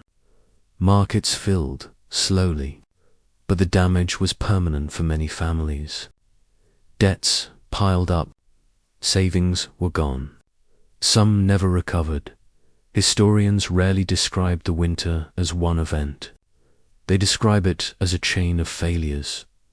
Coal fails gives factories, close gives wages, vanish gives hunger spreads. The winter exposed the fragility of industrial life. It proved that progress could fail. It proved that a modern city could freeze and starve without a single shot fired. For London's workers, the freeze was not a spectacle on the river or a curiosity for the newspapers. It was unemployment, hunger, and silence, the slow erasing of hope. The cold continued, and the factories, once symbols of industry and progress, stood dark against the frost. In every account of the winter of 1894 to 1895, one detail appears again and again. Not the frozen river, not the silent factories, not even the empty markets. It was the children. The cold struck every class, but the youngest suffered first. Victorian London had more children living in poverty than any major city in Europe. In the late 19th century, roughly 1 in 3 London children lived in extreme deprivation. Winter deepened that hardship into catastrophe. For middle and upper-class families, the weather meant cancelled outings, closed schools, and cold nurseries. But for the children of the working class, the winter changed life into a struggle for survival. They felt hunger before adults did. They lost shoes and coats before anyone else. And when illness came, their bodies weakened faster. Records from charities, parish houses, and hospitals documented what the cold did to them. Homeless children and the streets London had thousands of street children, some orphaned, some abandoned, some sent out to earn wages. They sold newspapers, polished boots, carried parcels, or begged.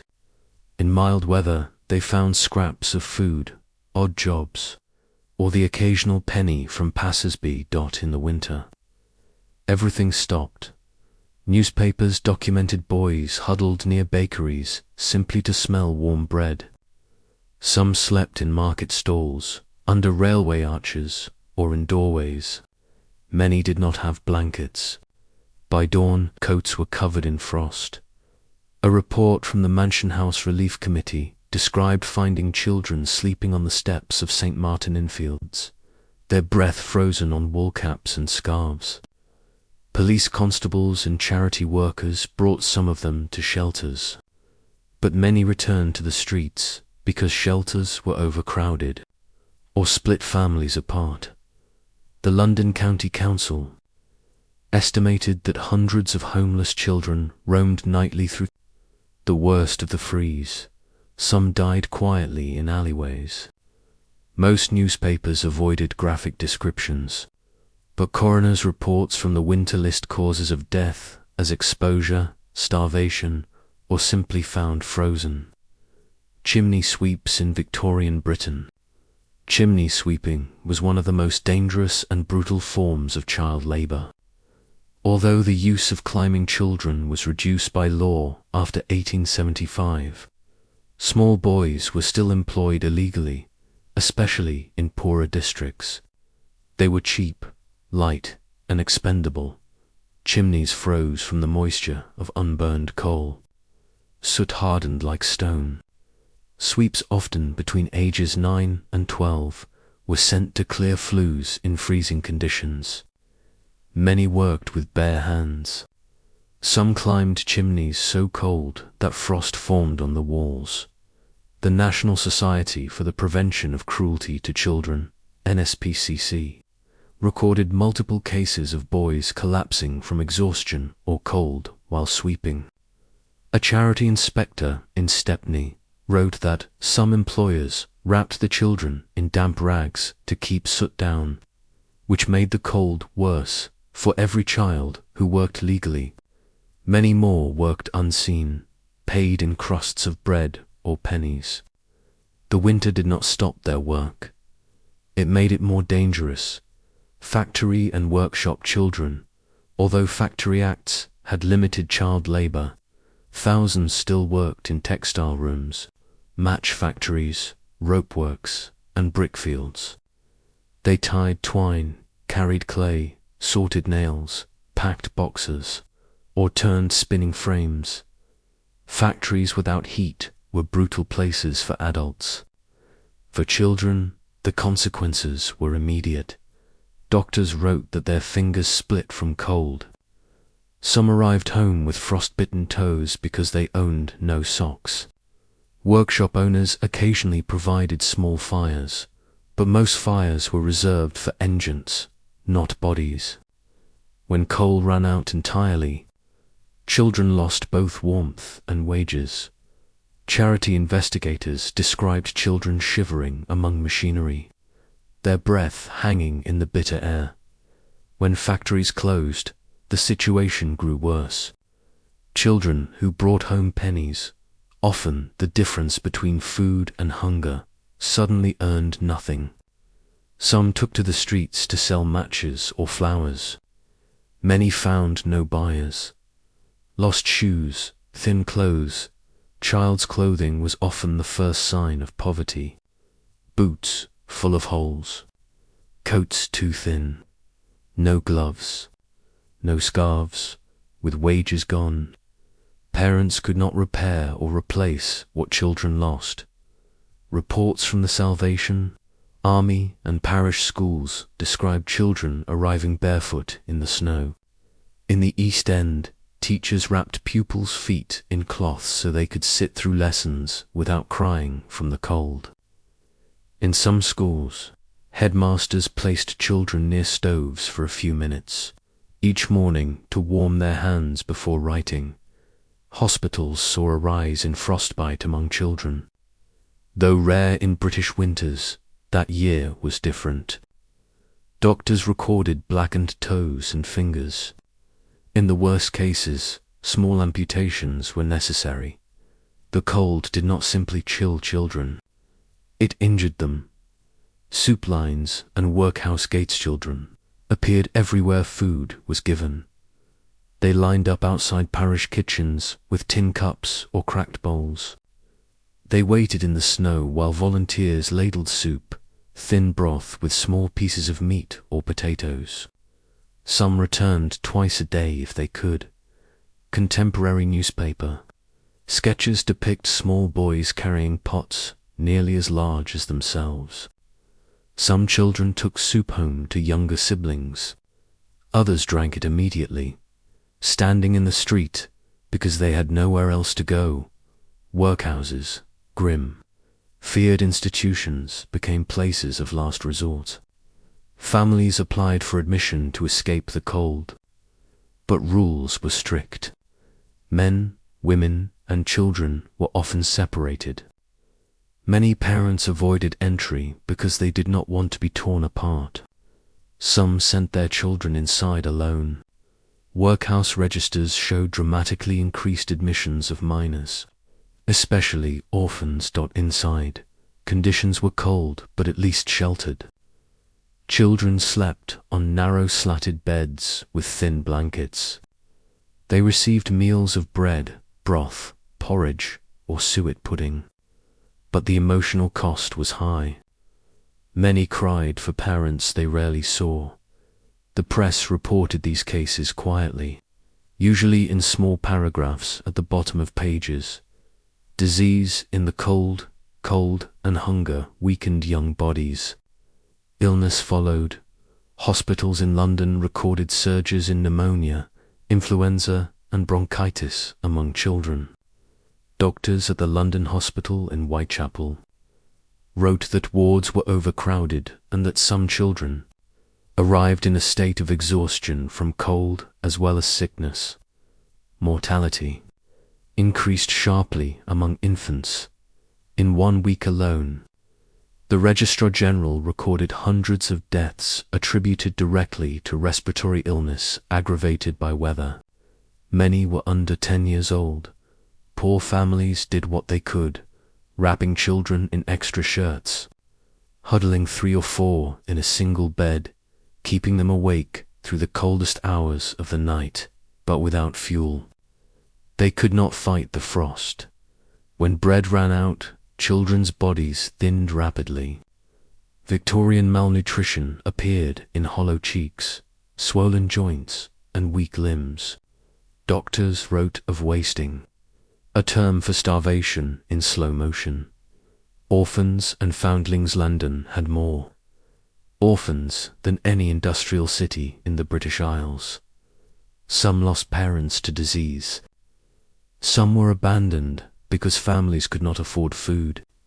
Charities, missions, and parish houses attempted to place children in homes or shelters, but demand exceeded capacity. The Foundling Hospital in Bloomsbury took in infants, but its rules required proof that abandonment was a last resort. Many deserted children were instead taken to smaller refuges, such as Dr. Bernardo's homes. Reports from the winter describe infants arriving with frostbitten fingers or wrapped in frozen cloth. Some babies were discovered in railway stations or on church steps, places where desperate mothers believed someone would find them. Historians who study Victorian child welfare described the winter as one of the periods when abandonment peaked, not because parents did not love their children, but because starvation forced them into choices they had never imagined. Quiet, documented suffering like adult struggles, which often appeared in newspapers as political or economic issues. Children's suffering was usually recorded by those who worked closest to the poor. School headmasters, parish visitors, hospital nurses, relief committees, charitable inspectors. Their reports were factual, not emotional. One school log noted simply, attendance reduced. Many children without boots. A nurse at Great Ormond Street Children's Hospital recorded that her ward was full beyond beds, with cots placed between aisles to accommodate the sick. A charity worker in Hormerton wrote that children arrived asking for bread instead of toys. A parish mission printed, cold on every child, hunger on every face. These were not dramatic statements, they were observations. The psychological toll Victorians rarely discussed children's emotional suffering in the way modern society does. but some accounts reach beyond the physical. Teachers wrote of children who stopped speaking during lessons, staring at the floor in silence.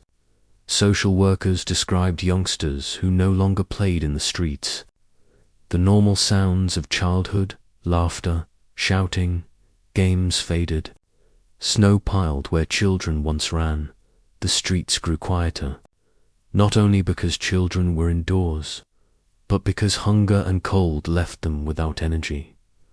When the worst weeks passed, charity workers giving out bread reported that children did not eat immediately. Many waited until they reached younger siblings. That detail appeared often enough in multiple reports to be considered widespread. For many Londoners, the last barrier between struggle and collapse was the workhouse. By the winter of 1894 to 1895, even that barrier was failing. Victorian society believed that poverty could be managed by strict systems. The workhouse was that system, a place to be fed, clothed, and sheltered, but only in exchange for discipline, labor, and the surrender of freedom. It was designed not to attract the poor, but to deter them. Yet the winter stripped away choice. When homes grew too cold and food too scarce, families who had resisted the workhouse for years found themselves standing at its doors. Crowds at the gates as unemployment spread and coal vanished. Workhouse gates began to fill. Admission to a workhouse was not automatic. Applicants were examined, questioned, and registered. Families often waited outdoors in freezing weather before officers decided whether there was space. Reports from unions across London described exceptional numbers appearing each morning. In Whitechapel, police observed crowds forming before dawn. In Poplar, applicants stood knee-deep in snow.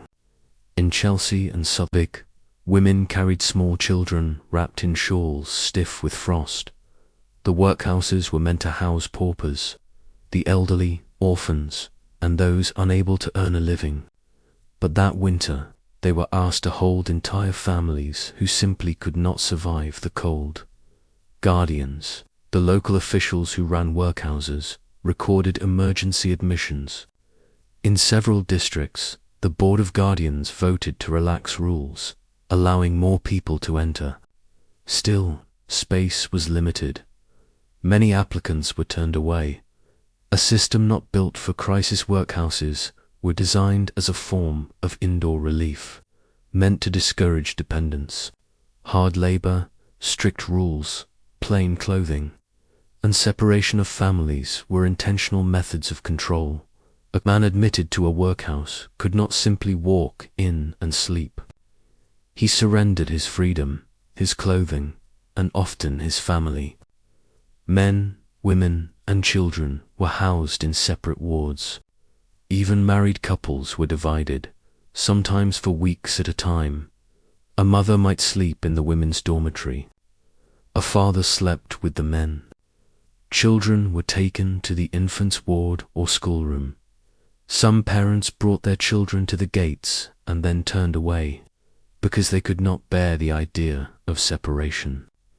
Others walked inside because freezing on the streets meant death. Workhouses also required labor: stone breaking, oakum picking, laundry, or kitchen work. In exchange, inmates received meals of bread, porridge, broth, and sometimes meat. For many, even this meager food was better than starvation. Cold within the walls, the workhouses were shelter, but they were not warm. Fuel was limited, and large brick buildings were difficult to heat. Dormitories with high ceilings and stone floors held the cold. Beds lined the walls in long rows, with thin mattresses and coarse blankets. In some wards, frost formed on windows overnight, just as it had in the tenements outside. Investigators from the charity, organization, society reported that inmates sometimes slept wearing coats and boots. Some kept their heads covered to avoid inhaling icy air. Infants and toddlers were wrapped in shawls that volunteers provided. Although the workhouses protected people from the open snow, respiratory illnesses spread quickly. Doctors attached to the unions treated pneumonia, bronchitis, and influenza every day. Many elderly inmates weakened rapidly. The Whitechapel Union reported a rise in deaths among older residents during January and February. Medical officers wrote that the cold aggravated all feeble constitutions. Workhouses did not guarantee safety.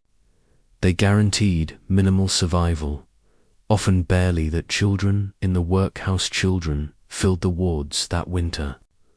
School records from several workhouses show overcrowded classrooms and sleeping rooms. Inmates' children were fed and educated, but under harsh conditions. Many arrived malnourished or ill, unable to participate in lessons. Historian Charles Booth documented visits to multiple workhouses and noted that some children appeared frail, thin, and white-faced from months of privation. Admissions led to painful choices. Some parents willingly surrendered their sons and daughters because workhouse food and beds were safer than the streets. Others resisted until the last moment, entering only when starvation threatened them all. Children were clothed in institutional uniforms, dull and identical, meant to erase individuality. They were taught basic literacy, religion, and work skills, then sent to labor once old enough. For many children of the winter, the workhouse was not a temporary refuge, but the beginning of lifelong institutionalization. Stories recorded without names. Victorians rarely recorded personal tragedies by name, especially among the poor. But official reports and charity records provide glimpses. In Bethnal Green, a widowed mother applied for relief after her 3 children became sick with cold. The youngest died days later inside the workhouse infirmary. The Poplar Union documented a father who admitted himself and his family after weeks without wages. His wife and daughters were placed in the women's ward. He saw them only at brief, supervised intervals. Records stopped there. Their fate is unknown. In Islington, parish officers described a woman who arrived carrying a newborn wrapped in frozen cloth. Both were admitted immediately. The child survived. Many others did not. Not every story ended in death. Workhouse infirmaries saved lives, but at a cost of separation, identity, and freedom. Those turned away because workhouses were crowded. Some applicants were rejected. Local newspapers printed short notices. No more room at Paddington. Lambeth Workhouse full. Chelsea refuses further applications. People turned away faced few options. They slept in lodging houses, cheap rooms shared with strangers, but these were also cold and overcrowded. Some parish vestries opened temporary shelters or hired halls where families slept on floors beneath wool blankets. Charities such as the Salvation Army and the Church Army opened night refuges, where the homeless could sleep, shoulder to shoulder for a single night before being sent back into the cold. Even those places overflowed the silent tragedy. Winter's death records show a rise in fatalities marked as weakness, exhaustion, bronchitis, and exposure. Many deaths occurred in workhouse infirmaries, where the sick received basic treatment, blankets, broth, and medicine when available. There were no headlines for most of these deaths. Their lives were recorded only in ledgers. A pauper girl, age 9, a labourer, found insensible, no fixed address. Infant, unnamed, died of cold. The silence was part of the system. Workhouses were not intended to protect dignity, only to preserve life at the lowest cost. The workhouse as a last refuge, despite their harshness. Workhouses saved thousands during the winter. Their kitchens provided bread, soup, and porridge when markets had nothing. Their infirmaries offered warmth when homes froze. Their dormitories sheltered families who could not sleep on the streets. Some inmates spoke later, in testimonies collected by social investigators. They described fear, loneliness, and shame, but also relief. Relief that children were fed. Relief that they would live to see the thaw. When the ice broke and work returned, many left as quickly as they had entered. Most hoped never to return again. Legacy of the winter. The suffering inside the workhouses did not vanish when spring arrived. It left a mark on public consciousness. Reformers pointed to overcrowding as proof that the system was inadequate for dealing with crisis. The winter strengthened movements toward outdoor relief, providing assistance without forcing families into institutions. In the decades that followed, public pressure grew for kinder welfare systems, free school meals, warm clothing, drives, public shelters, charitable housing initiatives. But in 1895, the workhouse remained the final destination for those broken by cold and hunger. A quiet memory. London's winter was not defined only by ice or empty markets. It was defined by families sitting in long stone halls, eating bread with trembling hands, sleeping beneath thin blankets on iron beds. It was defined by fathers and mothers separated by walls they could not cross, hearing their children only at chapel or mealtime. The workhouses overflowed, not because the poor were lazy, not because they wanted assistance, but because the cold removed every other choice. And in the quiet dormitories of London's poorest wards, thousands survived, not comfortably, not proudly, but simply because survival was all that remained. While London's streets filled with hunger and cold, another battle was being fought behind stone walls and iron gates. In the winter of 1894 to 1895, hospitals across the city became overwhelmed by injuries or accidents, but by the slow, suffocating illnesses brought on by the freeze. Victorian hospitals were not built for warmth. They had high ceilings, tiled corridors, and long, drafty wards designed for airflow rather than insulation. In warmer months, that design helped reduce disease. In this winter, it became a liability. Coal was scarce. Heating was rationed. Medical officers recorded wards so cold that the breath of patients hung in the air.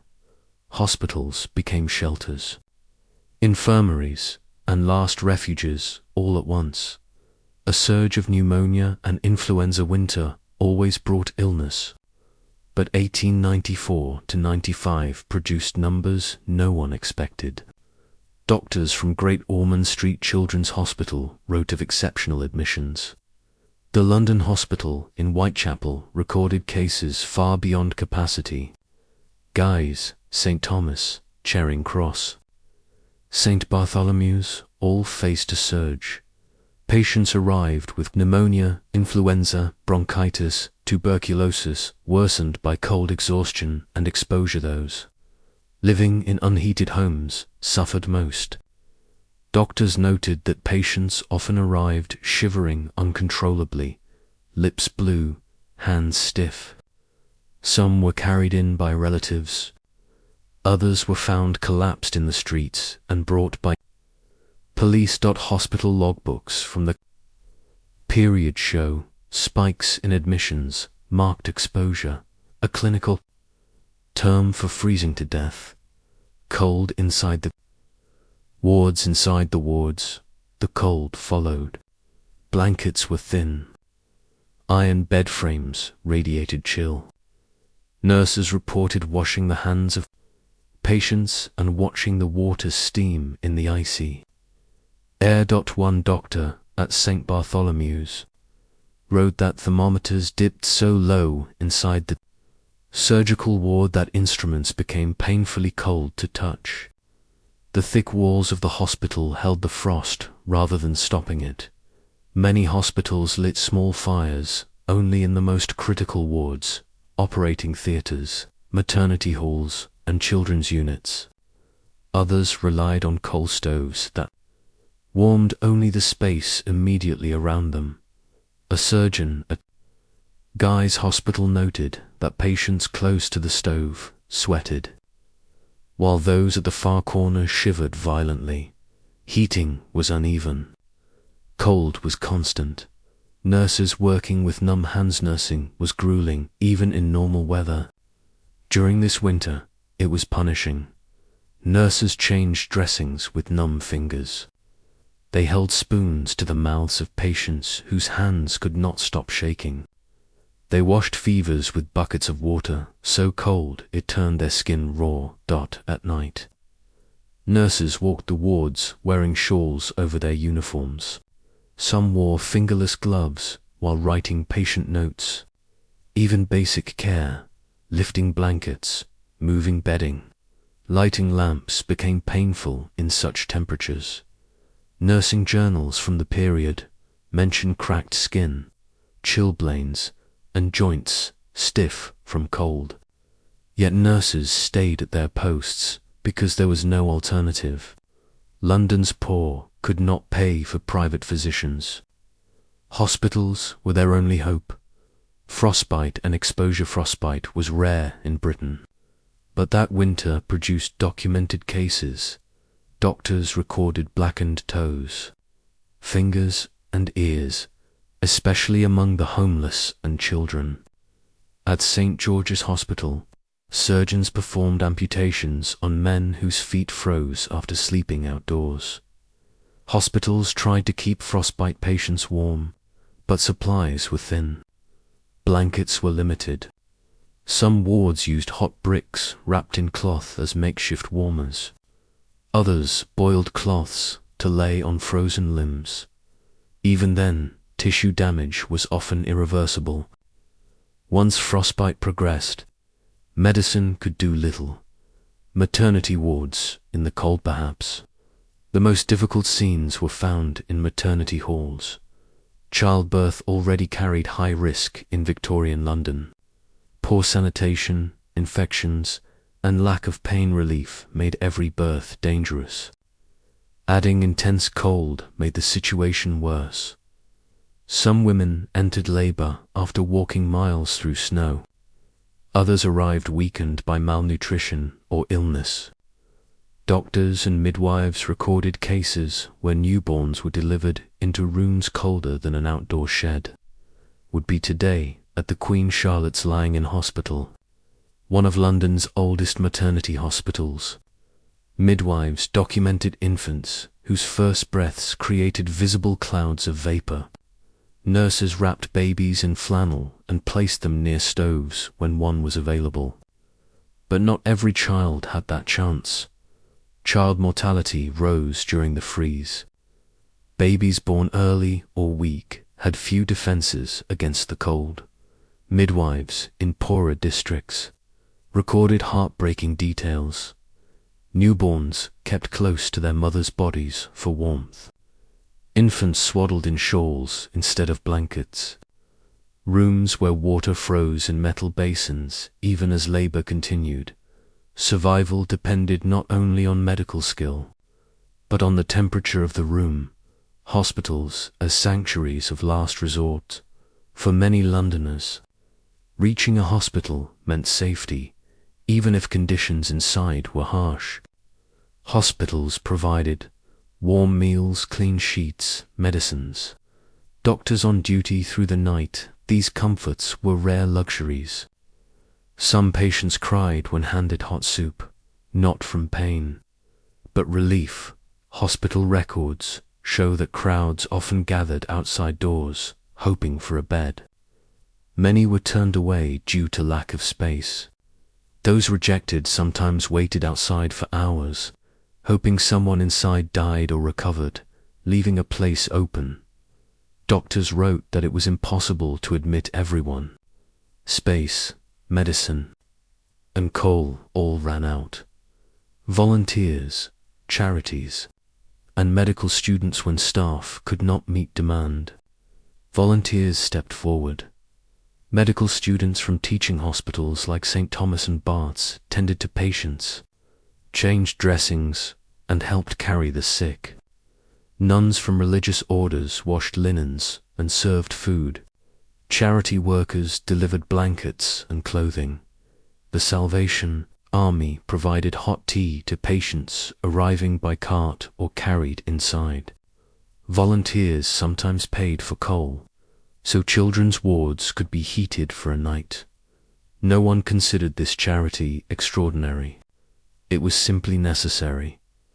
Deaths in the infirmaries, not all patients survived. Records from the General Register Office show that deaths from pneumonia and influenza rose sharply during January and February 1895. In London alone, mortality reached some of the highest weekly totals of the decade. Hospitals tried to keep pace. Doctors worked long hours. Nurses moved from bed to bed, wrapping infants, warming the elderly, spooning broth into trembling mouths. Still, many died quietly under blankets that did little to keep the cold away. Some passed in the night without sound. Others died surrounded by strangers, recorded only in hospital ledgers, because names of the poor rarely appeared in newspapers. Their deaths were marked in plain ink, female, unknown. Found in Whitechapel Road, exposure, child. Age 4, bronchitis and cold. Laborer, exhaustion and pneumonia. Their stories were not less tragic. They were simply less visible. Hospital infirmaries and workhouses also operated infirmaries. Small hospitals, inside the institutions. These were often overcrowded and underfunded. Still, they were sometimes the only medical care available to the poorest. Doctors in these infirmaries faced patients weakened not only by illness, but by hunger and exhaustion. Many inmates had slept in cold wards before admission. Their bodies could no longer fight infection. Some survived, many did not. Historians later estimated that hundreds of winter deaths in London occurred in these infirmary beds. Most were the young, the elderly, or the chronically ill. Medical records, quiet proof of the winter Victorian hospitals, kept precise paperwork. Admission books, death registers, and medical journals from the winter provide a clear picture. Pneumonia and influenza cases reached crisis levels. Cold-related injuries increased sharply, childbirth complications rose. Infant mortality spiked. These statistics are not dramatic, but they are devastating. They reveal a city struggling to preserve life against forces it could not control. The thaw brings relief and grief when spring finally arrived. Hospitals slowly emptied. The most urgent cases survived. Some patients went home. Others returned to workhouses or shelters. Doctors later wrote that the thaw felt like a victory, but a hollow one. Many patients never recovered full strength. Some children left hospitals thin and frail, suffering long-term lung damage. The freeze had passed. The consequences remained. Legacy in medicine. The winter exposed weaknesses in London's healthcare system. It pushed reformers to call for better heating in hospitals, more beds for the poor, improved maternity care, expanded public health services, though change came slowly. The memory of the cold stayed in the minds of doctors and nurses who lived through it. For them, the winter was not measured in temperature or inches of snow. It was measured in coughs, fevers, and the shaking hands of those asking for help. A quiet chapter of survival there. Are no famous memoirs or monuments honoring the patients of 1895.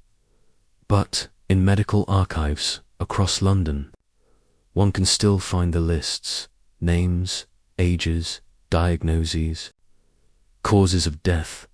Those patients were the silent witnesses of the winter. They came to hospitals hoping for warmth, medicine, or a chance to live. Some succeeded. Others slipped away gently in frozen wards. Their stories, preserved in ink and paper, remind us of a truth written without drama. Cold can kill as quietly as hunger. When hunger spread and coal vanished, London discovered a different threat, quiet, persistent, and often desperate. Crime rose with the cold. Victorian London was no stranger to theft. In any season, pickpockets worked markets, burglars watched dark windows, and swindlers walked busy streets. But the winter of 1894 to 1895 changed both the scale and the motive. Many who stole were not criminals by profession. They were simply freezing. Police reports, court summaries, and newspaper notes show a clear pattern. Theft of coal, theft of food, illegal markets, break-ins at workshops and sheds. Crime was driven not by greed, but by survival. Got coal, deft coal, became the most valuable substance in the city. It heated homes, powered factories, and kept families alive. When prices doubled and tripled, coal yards became targets. Police patrols reported piles shrinking overnight. Authorities found trails of stolen dust-black footprints across snow, leading to slums where scraps of coal were broken into bundles no larger than a hand. Some thefts were small. Street children gathered coal that fell from carts or railway wagons. They chipped frozen coal dust from the ground near the docks and packed it into tins to sell for pennies. Other thefts were bold. Some men climbed fences at night and filled sacks directly from industrial piles. Railway officials recorded missing barrels from goods trains stranded by ice. Courts filled with defendants charged with stealing coal laborers, unemployed dockers, widows, and children. Magistrates sometimes issued warnings instead of punishment. Sometimes they did not. Carrying stolen coal meant a prison sentence, even if the theft was only a few shovelfuls. Food theft and market raids. As markets emptied, food theft increased.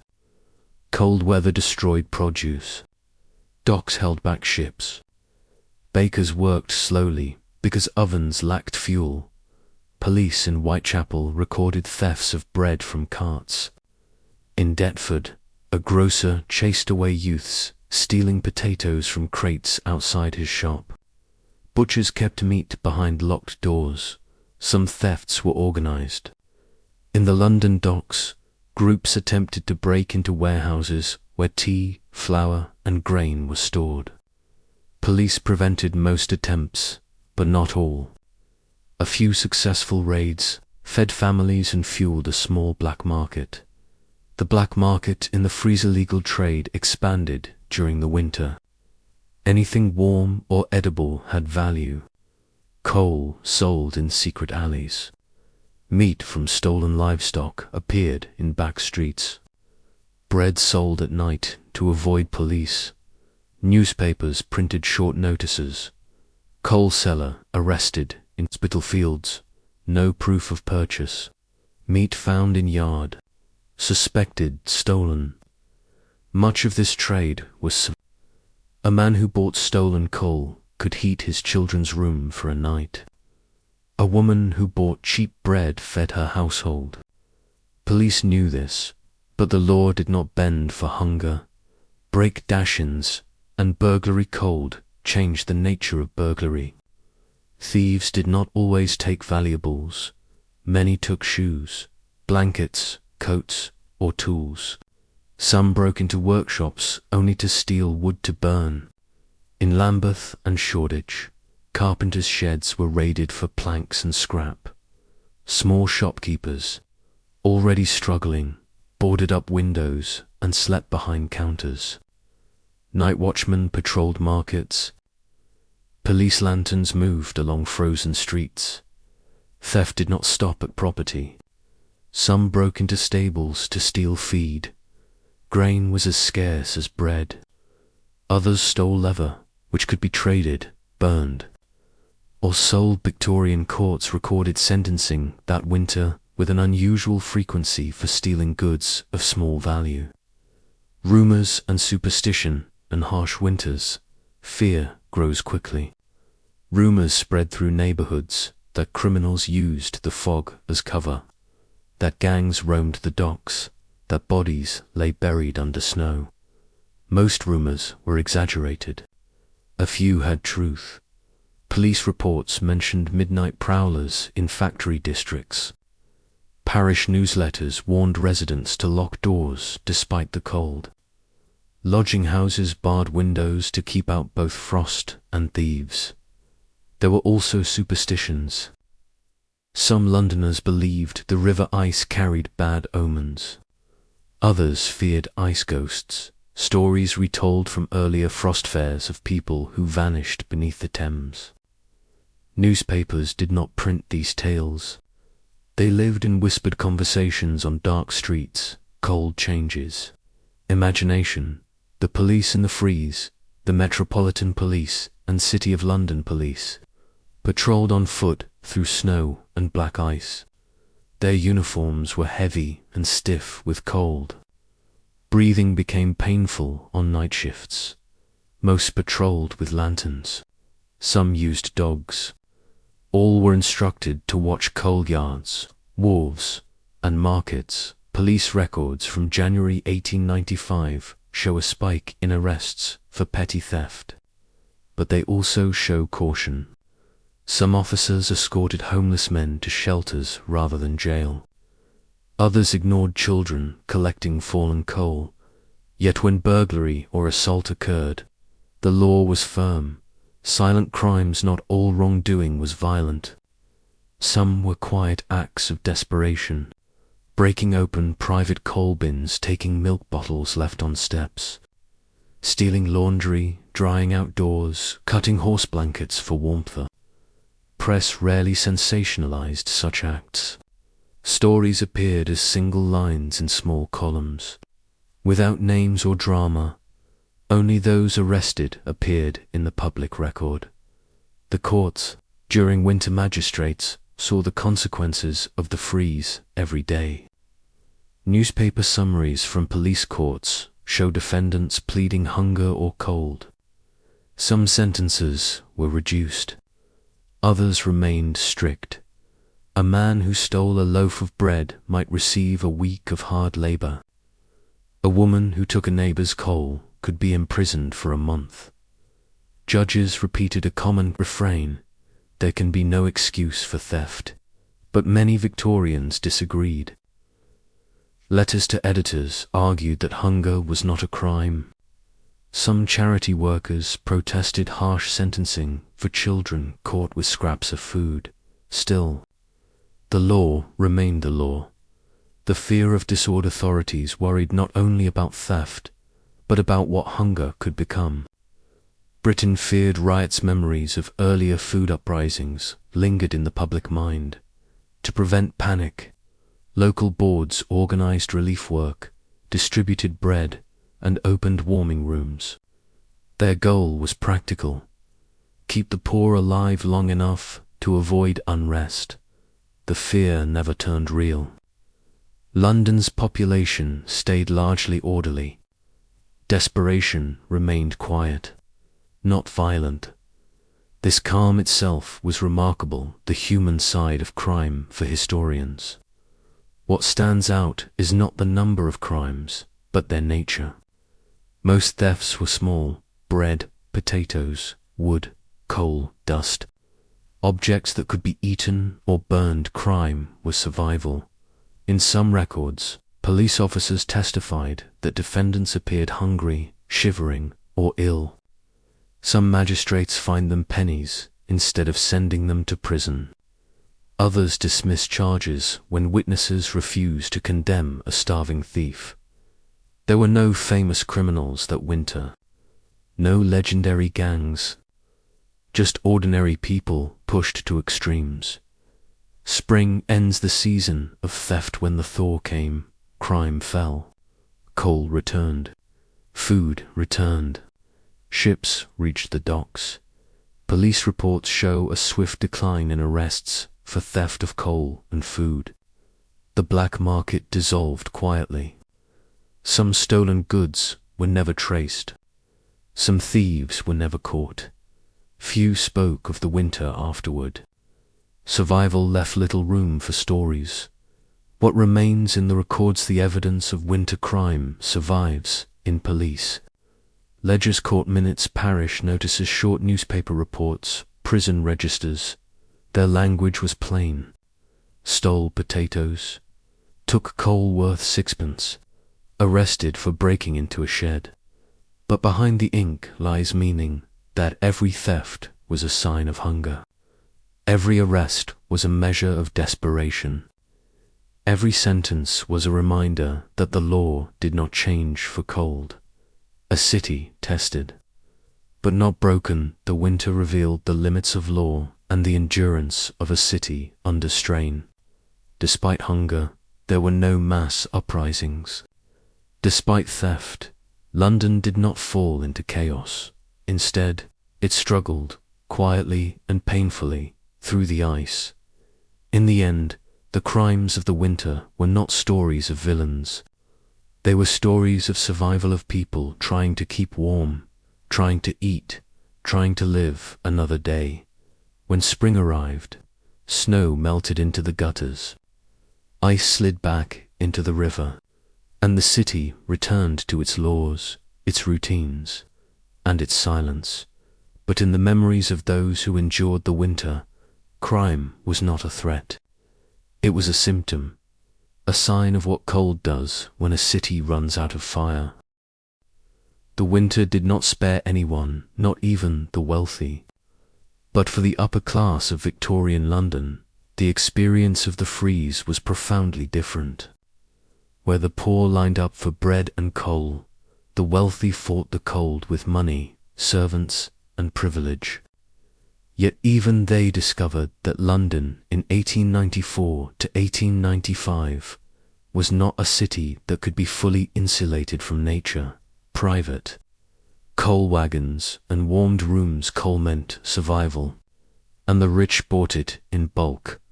Private estates in Belgravia, Mayfair, Kensington, and Bloomsbury received coal deliveries even as tenements went without.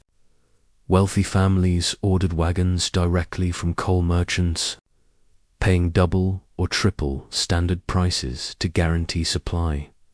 Newspapers of the time mentioned long lines of private wagons outside coal wharves while ordinary buyers stood, waiting with empty sacks. Some large houses purchased enough coal to keep multiple fireplaces burning day and night. In prosperous homes, servants maintained fires around the clock, drawing room hearths, bedroom grates, study and library fireplaces, as collectors and chimney sweeps visited regularly to keep flues clear. The wealthy effectively built small islands of warmth in a frozen city, yet even their luxury had limits. The mansions grow cold. Victorian mansions were expansive but inefficient. Rooms were large, ceilings were high, warmth leaked through ill-fitted windows and stone floors. Even with coal, heating every room was impossible. Owners responded by closing off portions of their homes. Curtains drawn over doorways, unused rooms sealed. Thick tapestries hung along cold walls. Servants' quarters reduced to barely warmed spaces in journals and house records. Families described eating meals in only one heated room, while the rest of their houses sat dark and silent. servants suffered most. They slept in attic rooms or basement quarters where cold settled heavily. Coal was rationed to maintain the main rooms of the house. Some servants warmed themselves using kitchen stoves or laundry boilers while the family slept. Society withdraws. Indoors, London's wealthy had social calendars, balls, dinners, theatre outings, and charity banquets. The winter erased them. Newspaper society pages reported cancellations. Gala postponed due to frost. Charity ball delayed until spring. Theatres suffer poor attendance. Carriage travel became dangerous on frozen streets. And even elite families disliked stepping from warm rooms into the bitter night. Private concerts, dinners, and card parties were held in homes instead. But the scale of social life shrank. For a class that measured life in appearances and invitations, this retreat was unusual. Silence settled over neighborhoods usually filled with movement. Wealthy families leave the city. Some did not stay to endure the freeze. Newspapers recorded an exodus. Wealthy families hired rail carriages and left for country estates, believing the countryside would be warmer or at least less chaotic. Others traveled abroad to Paris, the Riviera, or southern Italy, chasing milder climates. For those who remained in London, departure was not so easy. Railways froze. Tracks iced over. Trains stalled or ran slowly. Even wealth could not guarantee escape. Those who did leave often took their servants, leaving behind only skeleton staffs to maintain their London homes. Meanwhile, the city's poor looked at shuttered mansions with frustration and disbelief. Coal, hoarding, and public anger rumors spread that wealthy homes had cellars full of coal while others starved for warmth. While not always true, some estates did stockpile coal for weeks. This stoked resentment. Cartoonists published satirical sketches, showing nobles warming themselves beside blazing fires while the poor shivered outside. Letters printed in newspapers questioned the fairness of markets that sold to private buyers while hospitals and schools rationed heat. Yet the coal merchants defended themselves, saying those who paid were served first because their orders were contractual and long-standing. The divide between rich and poor became colder than the frost. Even luxury could not stop illness despite their advantage. The wealthy were not immune to sickness. Their large houses remained drafty. Fires heated rooms, not halls. Children slept in nurseries far from central hearths. Servants opened doors, letting cold rush in. Doctors recorded pneumonia and influenza among wealthy patients as well. Some aristocratic families sent for private physicians, who arrived by horse-drawn carriage, fighting icy roads to reach clients. Wealth offered better care, but not perfect protection. The cold did not respect money. It entered every house with open chimneys and single-glazed glass. Servants in the winter. Wealthy survived the winter through labor, someone else's labor. Servants hauled coal from storage bins to fireplaces all day. Every day, housemaids scrubbed frozen floors. Footmen broke ice from water pumps. Cooks worked in chilly kitchens where water froze overnight in buckets. In estates where owners fled the city, servants stayed behind. Their job was to maintain the property, keep pipes from bursting, and protect houses from thieves. Inside these large, half-abandoned houses, warmth was scarce. Domestic service records show that some servants fell ill from cold exposure while working. Others sought extra blankets or slept near kitchen stoves, warming themselves any way they could. Comfort for the wealthy came from discomfort for those who served them. Charity among the upper class not Every wealthy family stayed hidden behind warm curtains. Some took part in charity drives and relief funds. Newspapers reported donations of money, coal, bread, and blankets from aristocratic families. A few opened their carriage houses as temporary shelters. Others paid for soup kitchens or sponsored relief committees. These acts were real, but limited. The scale of suffering was far larger than the help available. Churches in wealthy parishes collected offerings to assist poorer districts. Yet even with charity, the gap between classes remained stark, a silent divide in the evenings. London's rich neighbourhoods were quiet. Gas lamps shone on snow, carriages stood idle, and servants hurried between houses carrying coal or parcels. There were no crowds, no lines for bread, no barefoot children, yet the silence did not mean comfort. It meant isolation. While the poor gathered at soup kitchens and workhouses, the wealthy retreated into insulated lives. Doors remained closed, curtains drawn tight. Newspapers described a season of absence, noting that London's upper class seemed to vanish from public view. Mansions that could not escape nature in diaries and letters written after the winter. Some wealthy Londoners expressed surprise at how powerless they felt. One woman wrote in January 1895 that her home had 18 fireplaces burning, and still the air was sharp enough to sting the nose. Another reported that her breath was visible in the hallway. Though for fires were lit, coal brought warmth, but not comfort. The architecture of the era defeated every attempt to keep the cold out. Even the privileged lived in a world where frost crept along window edges and where servants carried shovels of hot coal up staircases day after day. When the ice melted when spring arrived and the city thawed, wealthy London returned to normal life first. Social events resumed.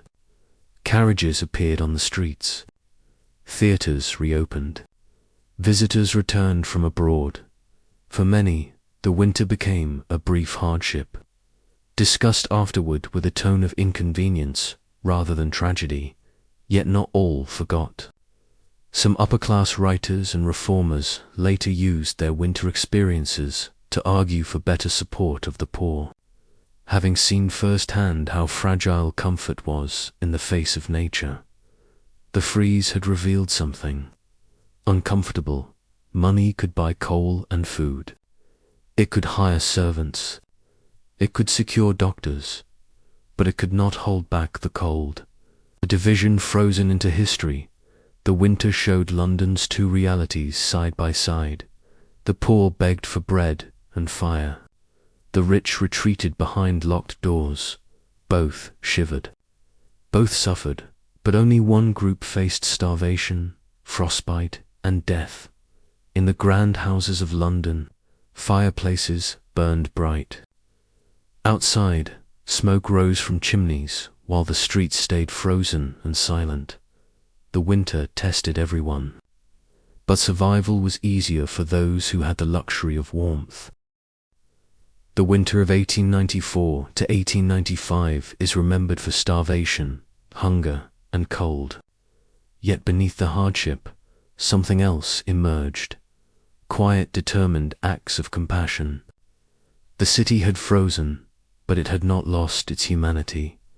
When coal vanished and markets emptied, communities did not simply wait for warmth. They acted. London, battered by cold, built fires of hope, soup kitchens and relief centres. Charity in Victorian London was deeply structured.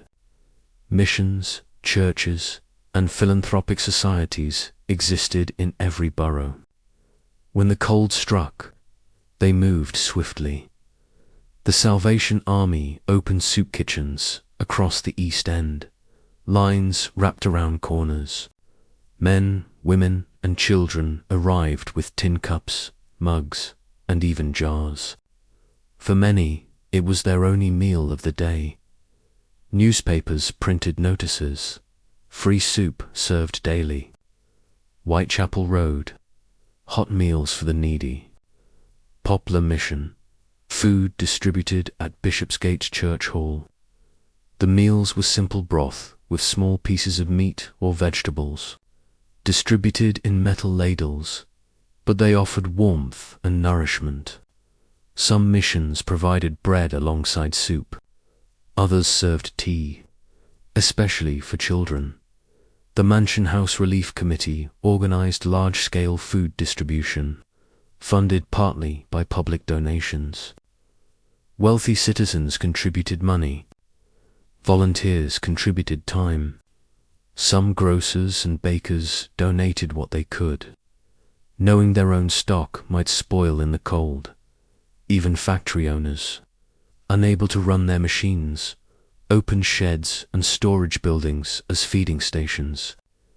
It was a moment when charity crossed class lines, not out of show, but necessity. Churches become shelters. Churches across London became more than places of worship. They became refuge. In Holborn, pews were moved aside so families could sleep on the floor.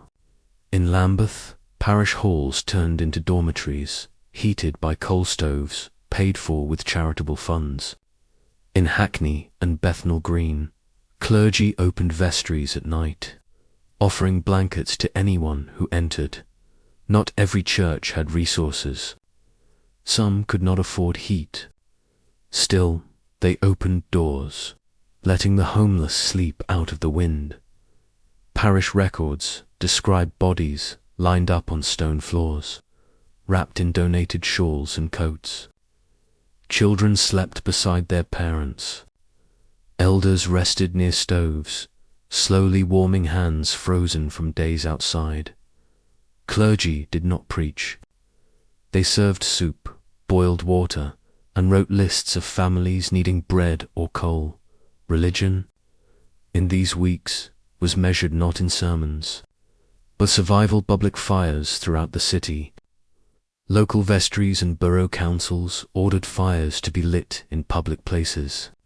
These were not ceremonial flames, they were lifelines, in empty lots. At the edges of markets, beneath railway arches, and beside workhouses, fires burned day and night. They warmed the hands of dockers waiting for work. They gave comfort to mothers carrying infants.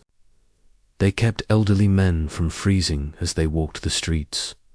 Newspapers called them warming stations. Police officers watched them to keep order, but rarely interfered. Anyone could approach. In Whitechapel, a fire burned outside a mission house for weeks. In Poplar, volunteers kept flames alive with bundles of scrap wood. In Camden Town, residents dragged broken crates and old furniture to feed the blaze. For many, these fires were the difference between life and death. Blankets, boots, and coal tokens. Charities distributed more than food. They collected and handed out clothing, coats and shawls, stockings and scarves, boots stuffed with paper, for instance. Token small vouchers paid for by donors were given to families who could not afford fuel. They took these tokens to coal merchants and exchanged them for a bucket or sack of coal. The tokens saved countless households. They meant a fire for a night, warm water for tea, a chance to sleep without shivering. Schools provided clothing as well. Teachers in the poorest districts received donations of boots and blankets. Many pupils wore these immediately in class, unable to wait until they returned home. Doctors and nurses, as volunteers, medical professionals, overwhelmed inside hospitals, volunteered outside of them as well. Doctors traveled to slums and tenements, treating pneumonia and frostbite in unheated rooms. Some carried small bottles of medicine in heavy overcoats, walking door to door. Nurses from teaching hospitals visited families with new infants.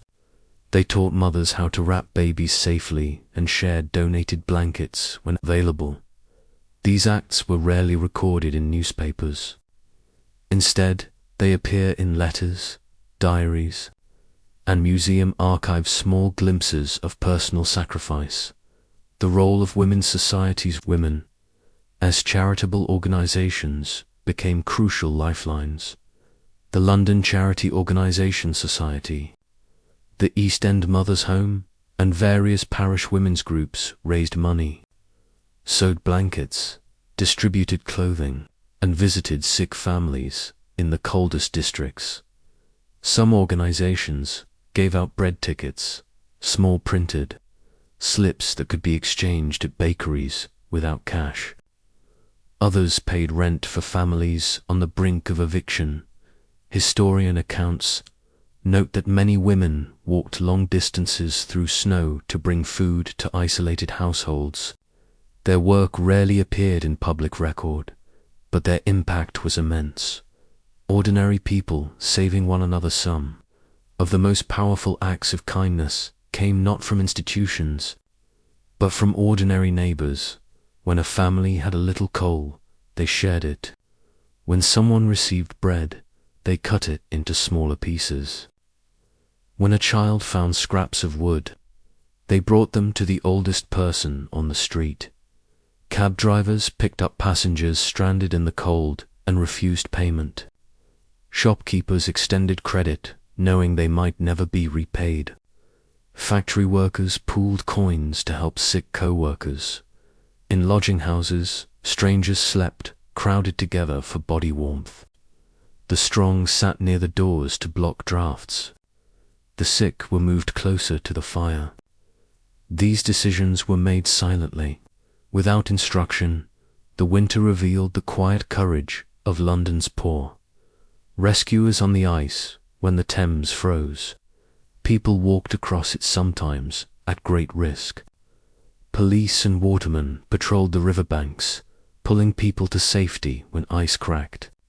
Records from the London Humane Society list multiple rescues, often performed in silence, without reward. In some cases, passers-by formed human chains to reach those who slipped into freezing water. They wrapped victims in coats, carried them to warming rooms, or took them to hospitals. These rescues rarely made headlines. They were simply what people did, children helping children. Evan, the youngest, contributed acts of kindness. School logbooks recorded students sharing lunches, offering scarves, and delivering food to elderly neighbors. Some older children carried coal for families who lacked the strength. Teachers witnessed small but meaningful moments. Children giving away mittens, guiding younger siblings through snow, warming each other's hands in classrooms. The generosity of children was not romanticized. It was practical. They knew what cold meant. They helped because they understood the fires that never went out. Not every fire was made of wood or coal. Some were made of song. Salvation Army bands played music at soup lines to lift spirits. Church choirs sang hymns in the streets. Charity workers recited prayers beside warming stations. These were not sermons meant to convert. They were words meant to comfort. Witnesses wrote that even when the flames were small, the sound of voices gave people strength to keep going one more night. The slow return of hope when the thaw finally came. London was bruised but alive. Children returned to school. Men returned to work at the docks. Families moved from shelters back into their homes. Soup kitchens closed, but parishes kept records of those who still needed charity. Coal tokens ended, but many donors continued to give through the spring. The city began to heal, but it did not forget. The lasting impact. Historians often focus on the tragedies of the winter deaths. Hunger, unemployment, But charity left its own legacy. The winter accelerated movements toward free school meals, better workhouse relief, warm clothing drives for children. Government intervention in extreme poverty also strengthened the humanitarian mission of groups like the Salvation Army, Bernardo's Homes, and parish charities that later expanded their services. The fires lit in 1895 did not burn out when the ice melted. They changed the way London viewed poverty. Not stories of heroes, but of humanity. There were no grand celebrations, no monuments, no official ceremonies. The hope of the winter lived in small gestures. A stranger handing bread to a child, a borrowed blanket, a bucket of coal left on a doorstep at night. History rarely records these moments in detail, but they mattered. Together, they helped London survive. The winter tested the city's strength. Kindness proved it had not frozen. As the winter deepened, London became a city where survival was not guaranteed. Even with soup kitchens, church shelters, and community fires, thousands of people stood on the edge of exhaustion. Some slipped beyond it. The tragedy of the winter of 1894-1895 was not marked by a single disaster or headline. It unfolded quietly in hospitals, in workhouses, and in unheated rooms across the city. Most who died left no stories behind, only records, statistics, and brief notes in ledgers. Yet the traces that remain give a solemn picture of those who could not endure the cold. The elderly cold is hardest on the old. Weak hearts collapse. Lungs fill with fluid. Exhaustion turns to sleep, and sleep becomes silence. Hospital entries from January and February 1895 show rising admissions of elderly patients with pneumonia and bronchitis. Parish death registers list dozens who died from exposure or effects of cold. In some cases, the cause was written more simply: found dead. Many elderly Londoners lived alone in rented rooms, far from family. They slept wrapped in coats, or sat beside fireplaces that never lit again because coal had run out. When neighbours noticed these doors unopened for days, parish officers were called. Diaries describe funerals with only a handful of mourners, sometimes just a priest, a constable, and a gravedigger. Affordable funerals were rare. Pauper burials became common. The elderly were not forgotten, but they passed quietly. Their stories survive only because someone recorded a name in the margins of a ledger. Workers who never came home. London's working poor faced cold outdoors and indoors. Men who worked on docks, construction sites, and railway yards laboured in freezing winds, slippery ice, and heavy snow. Some collapsed from exhaustion. Others slipped into icy water. Some simply fell ill and never recovered. The London Hospital and Guy's Hospital reported waves of frostbite and respiratory illness among labourers. Many of the sick had walked miles through frozen streets before reaching help. None of these were dramatic deaths. A man who had hauled cargo one week might enter the hospital the next, too sick to save. Factory workers suffered too. When industries close for lack of coal, wages stopped. Without wages, food stopped. The body, already weakened by work, grew weaker still. Hospital records describe general weakness and starvation combined with cold. These were not isolated cases. Doctors saw them daily. When such men died, widows visited relief committees asking for food, coal, or small sums to bury their husbands. For families with no resources, parish authorities arranged burial in common graves. No monuments mark where they lay, But every burial certificate is a piece of the story. Children lost to the winter, the smallest victims left the heaviest weight on London's conscience in the coldest weeks. Child mortality rose sharply. Infants could not regulate body temperature. Toddlers lost warmth faster than adults. Schoolchildren walked long distances through snow.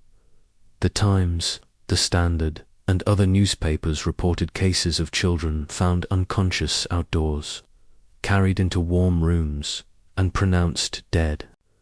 Other deaths occurred in beds where blankets were too thin, or in rooms where frost remained on the walls. Doctors wrote that pneumonia and influenza carried away the young with alarming speed. The London School Board recorded absenteeism across poor districts. Some children were too weak to walk. Others stayed home to help gather scraps of wood or coal. In the poorest families, the death of a child was reported by a neighbor or physician, not a parent to numb with grief, to speak. Many of these deaths were documented only as statistics in annual reports. Yet each number was a life. Workhouses and their silent rooms workhouses were overwhelmed. Families arrived seeking warmth, even knowing the rules were harsh. Dormitories filled. Extra wards were opened. But without heat, they were barely better than the streets. In many workhouse infirmaries, staff wrote of pneumonia spreading as if carried by air. The sick lay beneath thin blankets. Frost crept onto window glass. Some died in the night. Others passed during the early hours, when temperature was lowest. Reports from several London unions describe a sharp rise in winter burials funded by the parish. Pauper coffins, simple, unadorned pine were carried quietly to cemeteries. There were so many that records sometimes listed them only by number. These were deaths without announcement. No newspaper printed names. No crowds stood at graves. Only the freezing ground took note. Deaths on the streets, some Londoners lived outdoors even before the winter dockside workers without lodging, or families who could not afford rent. For them, the freeze was deadly. Police logs mentioned bodies found near bridges, along alley walls, and beneath market awnings. Not all were homeless. Some were travellers who could not reach shelter. Some were workers who collapsed on their way home by law. Unidentified bodies were taken to deadhouses' small morgues near hospitals or police stations. There, coroners attempted to name them through clothing, letters, or parish records. Most were eventually identified. A few were not. They remain unknown in the archives, marked with simple descriptions of age, clothing, or height. Their silence tells its own story. Hospitals document that whole hospitals saw the worst. More patients arrived than beds available. Water froze in pipes. Breath hung in the air. Doctors wrote that patients perished from exhaustion, expired from cold and want, or succumbed to sudden chill. These phrases appear again and again in ward books. Nurses fought to keep patients warm with boiled bricks wrapped in cloth, heated stones, or multiple layers of blankets. Some hospitals lit fires in corridors simply to raise the temperature a few degrees. Still, many could not be saved. For every patient who died, hospital clerks filled out a certificate: name, age, occupation, cause of death. Some occupations appear repeatedly: dock labourer, costermonger, laundress, seamstress, match seller. Work that paid pennies could not buy warmth. Families torn apart, widows and widowers, appear in parish records requesting assistance. Relief committees describe distressed households, where one parent had died and others were too weak to work. Some families were divided. Children entered orphan homes, or were placed with relatives who had little space or food. Many of these separations were temporary, but some were not. When spring came, families emerged smaller than before. The winter had taken fathers, mothers, grandparents, brothers, sisters. These losses were not heroic or dramatic. They were ordinary deaths, sudden, quiet, final. Funeral records and church notes, church burial registers from early 1895 show a clear pattern to many entries in a short span. Some pages list 3 or 4 burials on the same date. Others note child of unknown age. Some record no names, only descriptions. Funeral sermons rarely mentioned cause. It was understood. Clergy wrote in parish letters about the great number of funerals and the sorrow in many households. Some priests held short services for multiple coffins at once. Too cold to linger outdoors. Above ground, London seemed silent. Beneath it, graves filled quickly. Personal accounts and diaries, handful of personal writings, captured the emotional cost of the winter. One nurse described a ward where 3 patients died in one night. A teacher wrote of returning to school and finding seats empty. A charity worker noted that after the thaw, some doors never reopened. No single diary captures the entire tragedy, but together they draw a picture of grief spread thin across a city. Victorians did not often describe emotion openly. Their words were restrained, factual, yet the weight of loss is unmistakable. The tragedy without headlines, like famous disasters. This winter left no ruins, no flames, no collapsed buildings. Its victims died in beds, in workhouses, on streets, in hospitals. No single incident captured public attention. No monument was built afterward. No page in history textbooks retells the story. The tragedy was quiet, so quiet that later generations barely remembered it. Yet every family who lost someone remembered.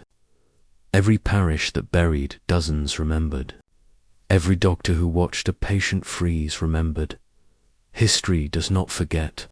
It simply falls silent unless someone asks. The memory of a city when spring arrived. Life resumed. Markets reopened. Work returned. Children played in the streets again. But the memory of winter lingered. Charities recorded the names of families still needing help. Doctors published reports urging better housing and access to heat. Reformers argued that no city should allow its people to die because the wind changed and coal ran out. Later improvements in housing law, relief funding, and public health were partly shaped by what London witnessed that winter, even if rarely acknowledged publicly. The tragedy changed policy more than storytelling. It shifted priorities more than headlines. A gentle memory today. The winter of 1894 to 1895 survives mostly in archives, death registers, hospital ledgers, workhouse lists, parish notes. These documents speak for those who could not. They tell of elderly who slipped away in their sleep, of workers who grew too tired and cold to continue, of children who never saw the spring. Their stories are not dramatic. They are human, and in remembering them, the city finds a quiet dignity for those lost. The winter took lives, but it left a memory preserved, not by monuments, but by paper, ink, and the recognition that survival is never guaranteed. Ice does not disappear all at once. It cracks, slips, melts, and retreats.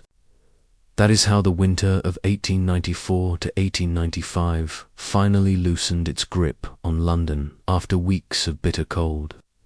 The temperature shifted only by a few degrees at first, hardly noticeable, but the air grew softer. The wind lost its sharpness. Snow that had stayed frozen for days began to darken with dirt and soot.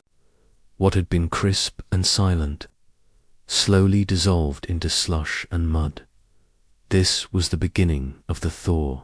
Cracking, ice, and changing streets. Londoners first heard the thaw before they felt it. Ice on rooftops slid free and shattered on the pavement. Icicles dropped from eaves. The sound echoed through narrow streets sharp, sudden reminders that the winter was weakening. In alleyways, snow sank into brown water. Children stepped back into puddles rather than frozen footprints. Stone pavements reappeared, slick with mud. Clearing the streets took time. Men with shovels scraped ice into piles. Gutters filled and overflowed. Horses struggled through melting slush, but they moved more easily than when the roads were hard and frozen. For weeks, London had been white and silent. Now it turned grey and noisy. The Thames wakes. The most dramatic change came on the river. For more than a month, the Thames had been frozen in many of its stretches, thick enough to trap boats and in some places strong enough to walk on. Barges, steamers, and small vessels were locked in solid sheets of ice, unable to move. As temperatures rose, the river began to shift. The ice cracked with deep, resonant sounds. Large plates splintered and drifted downstream. In some areas, chunks of ice slammed against one another with the force of slow-moving stone. Watermen and dock workers watched closely. When the current finally broke through, they knew the river was returning to life. Soon, boats that had been trapped in place began to move again. Tugboats cleared lanes through floating ice. Cargo that had waited for weeks could now reach the city. The reawakening of the Thames was more than symbolic. It meant fuel, food, and supplies would flow again. Markets reopened when ships returned. Markets came back to life. Stalls that had been nearly bare slowly filled with bread, meat, vegetables, and imported goods. Coal wagons rolled into London with enough fuel to ease the worst shortages. Fish markets reopened after long silence, offering what could finally be brought up the river. The change was not instant. Prices stayed high for a time, but where there had been empty counters, there were now crates of food. Bakers lit ovens early. Butchers reopened back rooms. Street vendors returned to their usual corners, calling out prices in voices not heard for weeks. For the first time that winter, buyers stood in front of food they could actually afford. Factories, start again. Coal shipments meant more than heat, they meant work. Factories restarted machinery that had been silent. Gasworks resumed full operation. Workshops reopened their doors. Men who had been unemployed now reported for paid labor. Carpenters repaired damage from frozen pipes. Dock workers unloaded backed-up cargo. Rail workers cleared tracks, still coated in patches of ice. Pay returned to households that had survived on charity. Relief funds continued, but fewer families needed emergency help. The city was not back to normal, but it was moving. Hospitals and workhouses, East hospitals remained full, but the wave of new cases slowed. Frostbite admissions faded. Pneumonia cases declined gradually. Wards still held the sick, but beds emptied faster than they filled. Workhouses remained crowded, but fewer families arrived begging for entry. Some returned home. Others found work again. Coal tokens were still issued, but fewer requests were made. Relief committees wrote cautiously hopeful reports. The pressure has eased. Supplies are improving. Fewer cases of want. Children return to school. Teachers recorded the change with relief. Attendance, which had dropped severely during the worst weeks, rose again. Students who had been too weak or cold to attend walked back into classrooms. Some wore new boots or donated coats. Others still shivered in thin clothing. But they were present. Schools served hot meals where possible to help children regain strength. Lessons resumed. Playgrounds filled again, muddy but lively. The sound of children's voices signaled that London was breathing again. Homes warm. Again as coal wagons returned, fireplaces that had been cold for weeks were lit once more. Homes filled with the smell of burning fuel. Water pumps thawed. Clothing dried by the fire instead of freezing indoors. Families who had survived hunger and cold cooked hot meals against simple food, but warm. Tea boiled freely instead of being rationed. Bread, meat, and potatoes filled kitchens that had been empty for too long.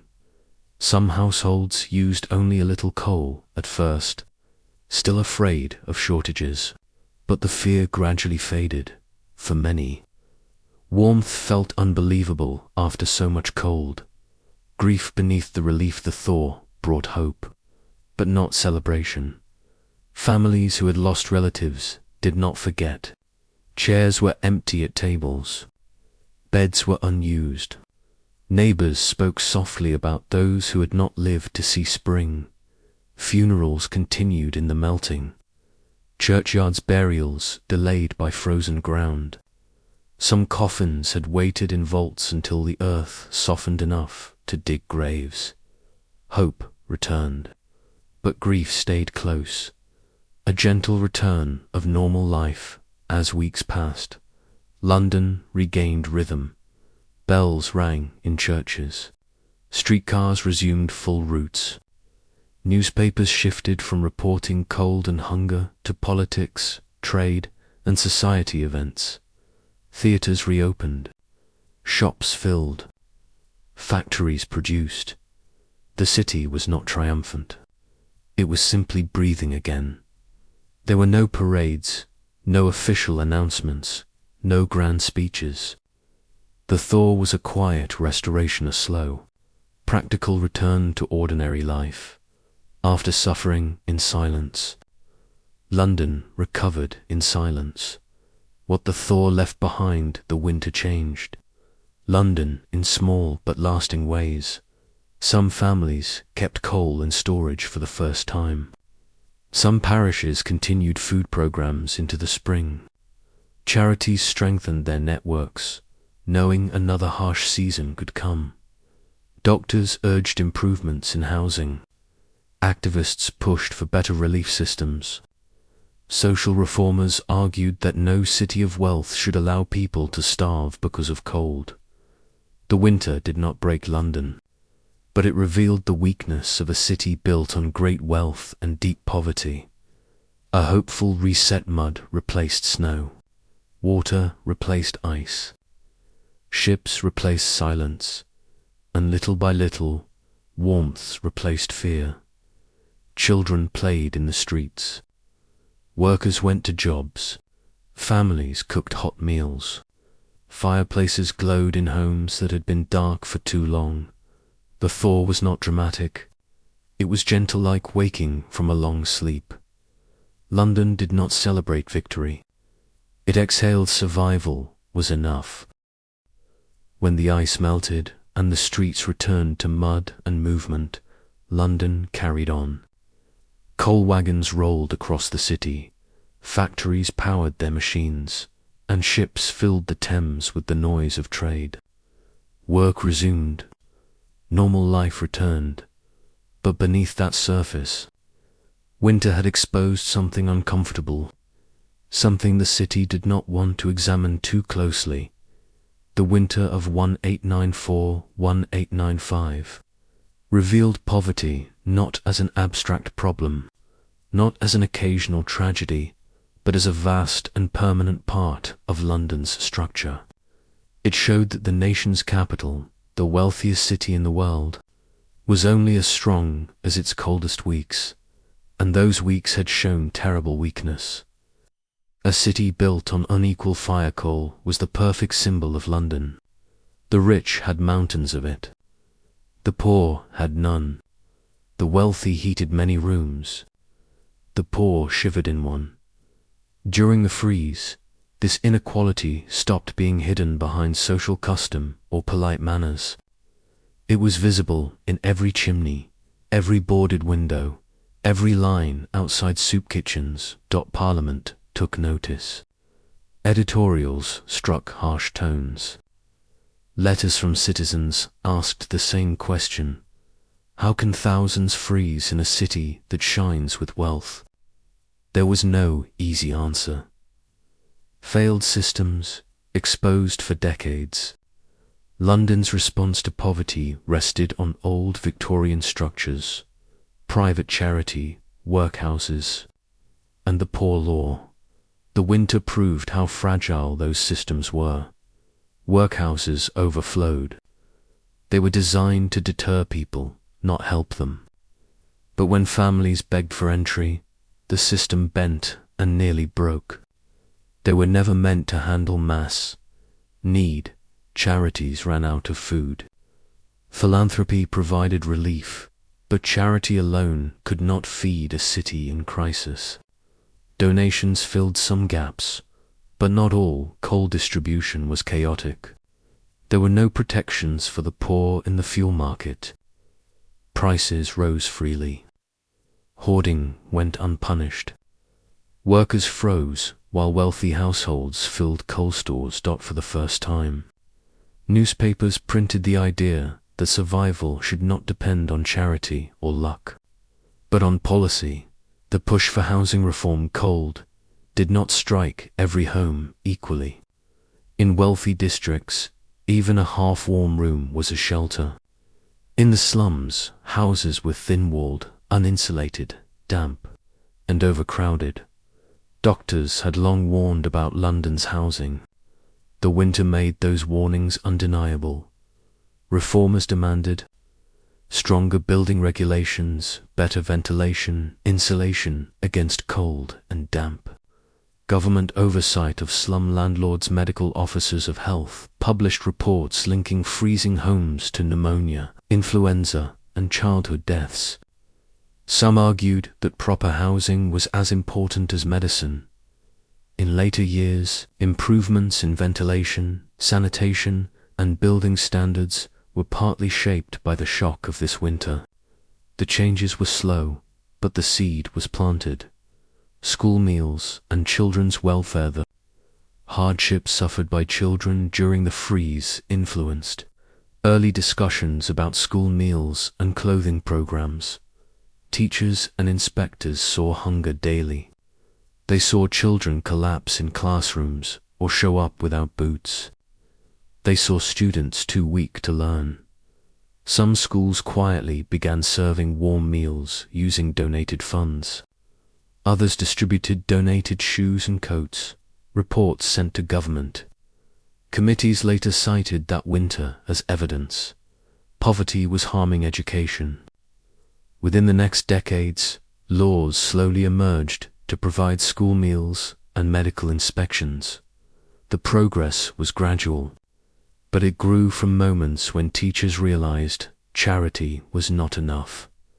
A new role for doctors and hospitals' medical professionals spoke loudly after the winter.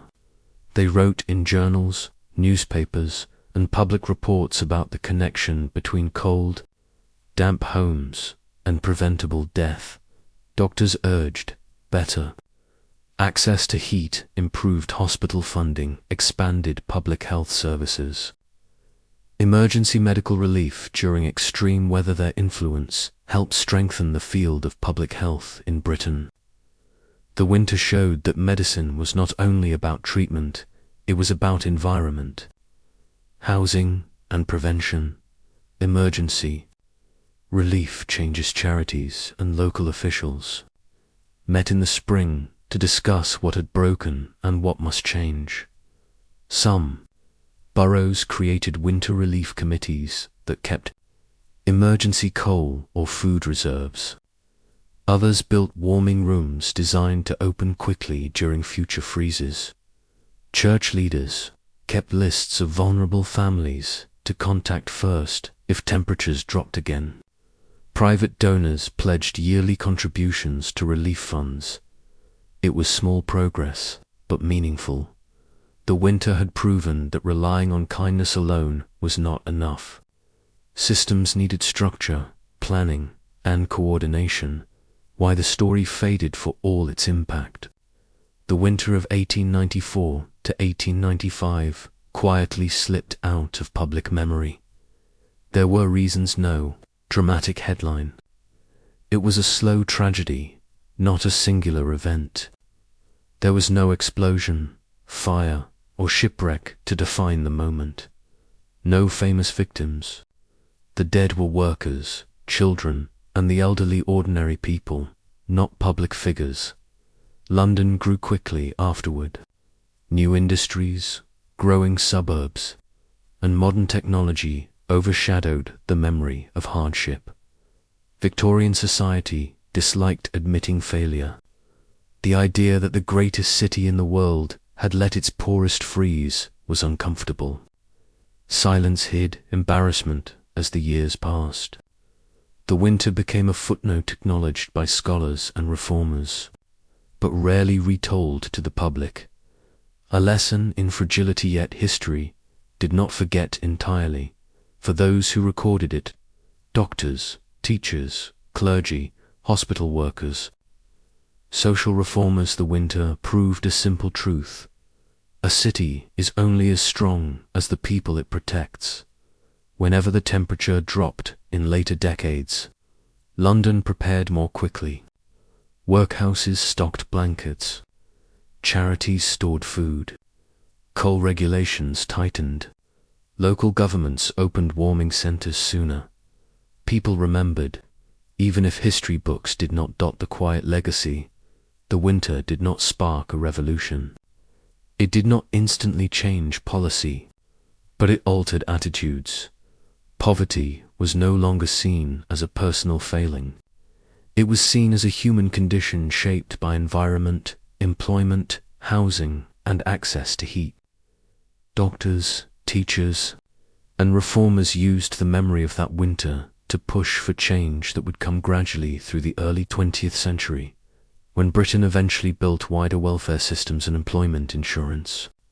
Child welfare services, housing programs, the roots stretched back to moments like this, when London realized that cold should not kill the poor, a lesson London tried to forget.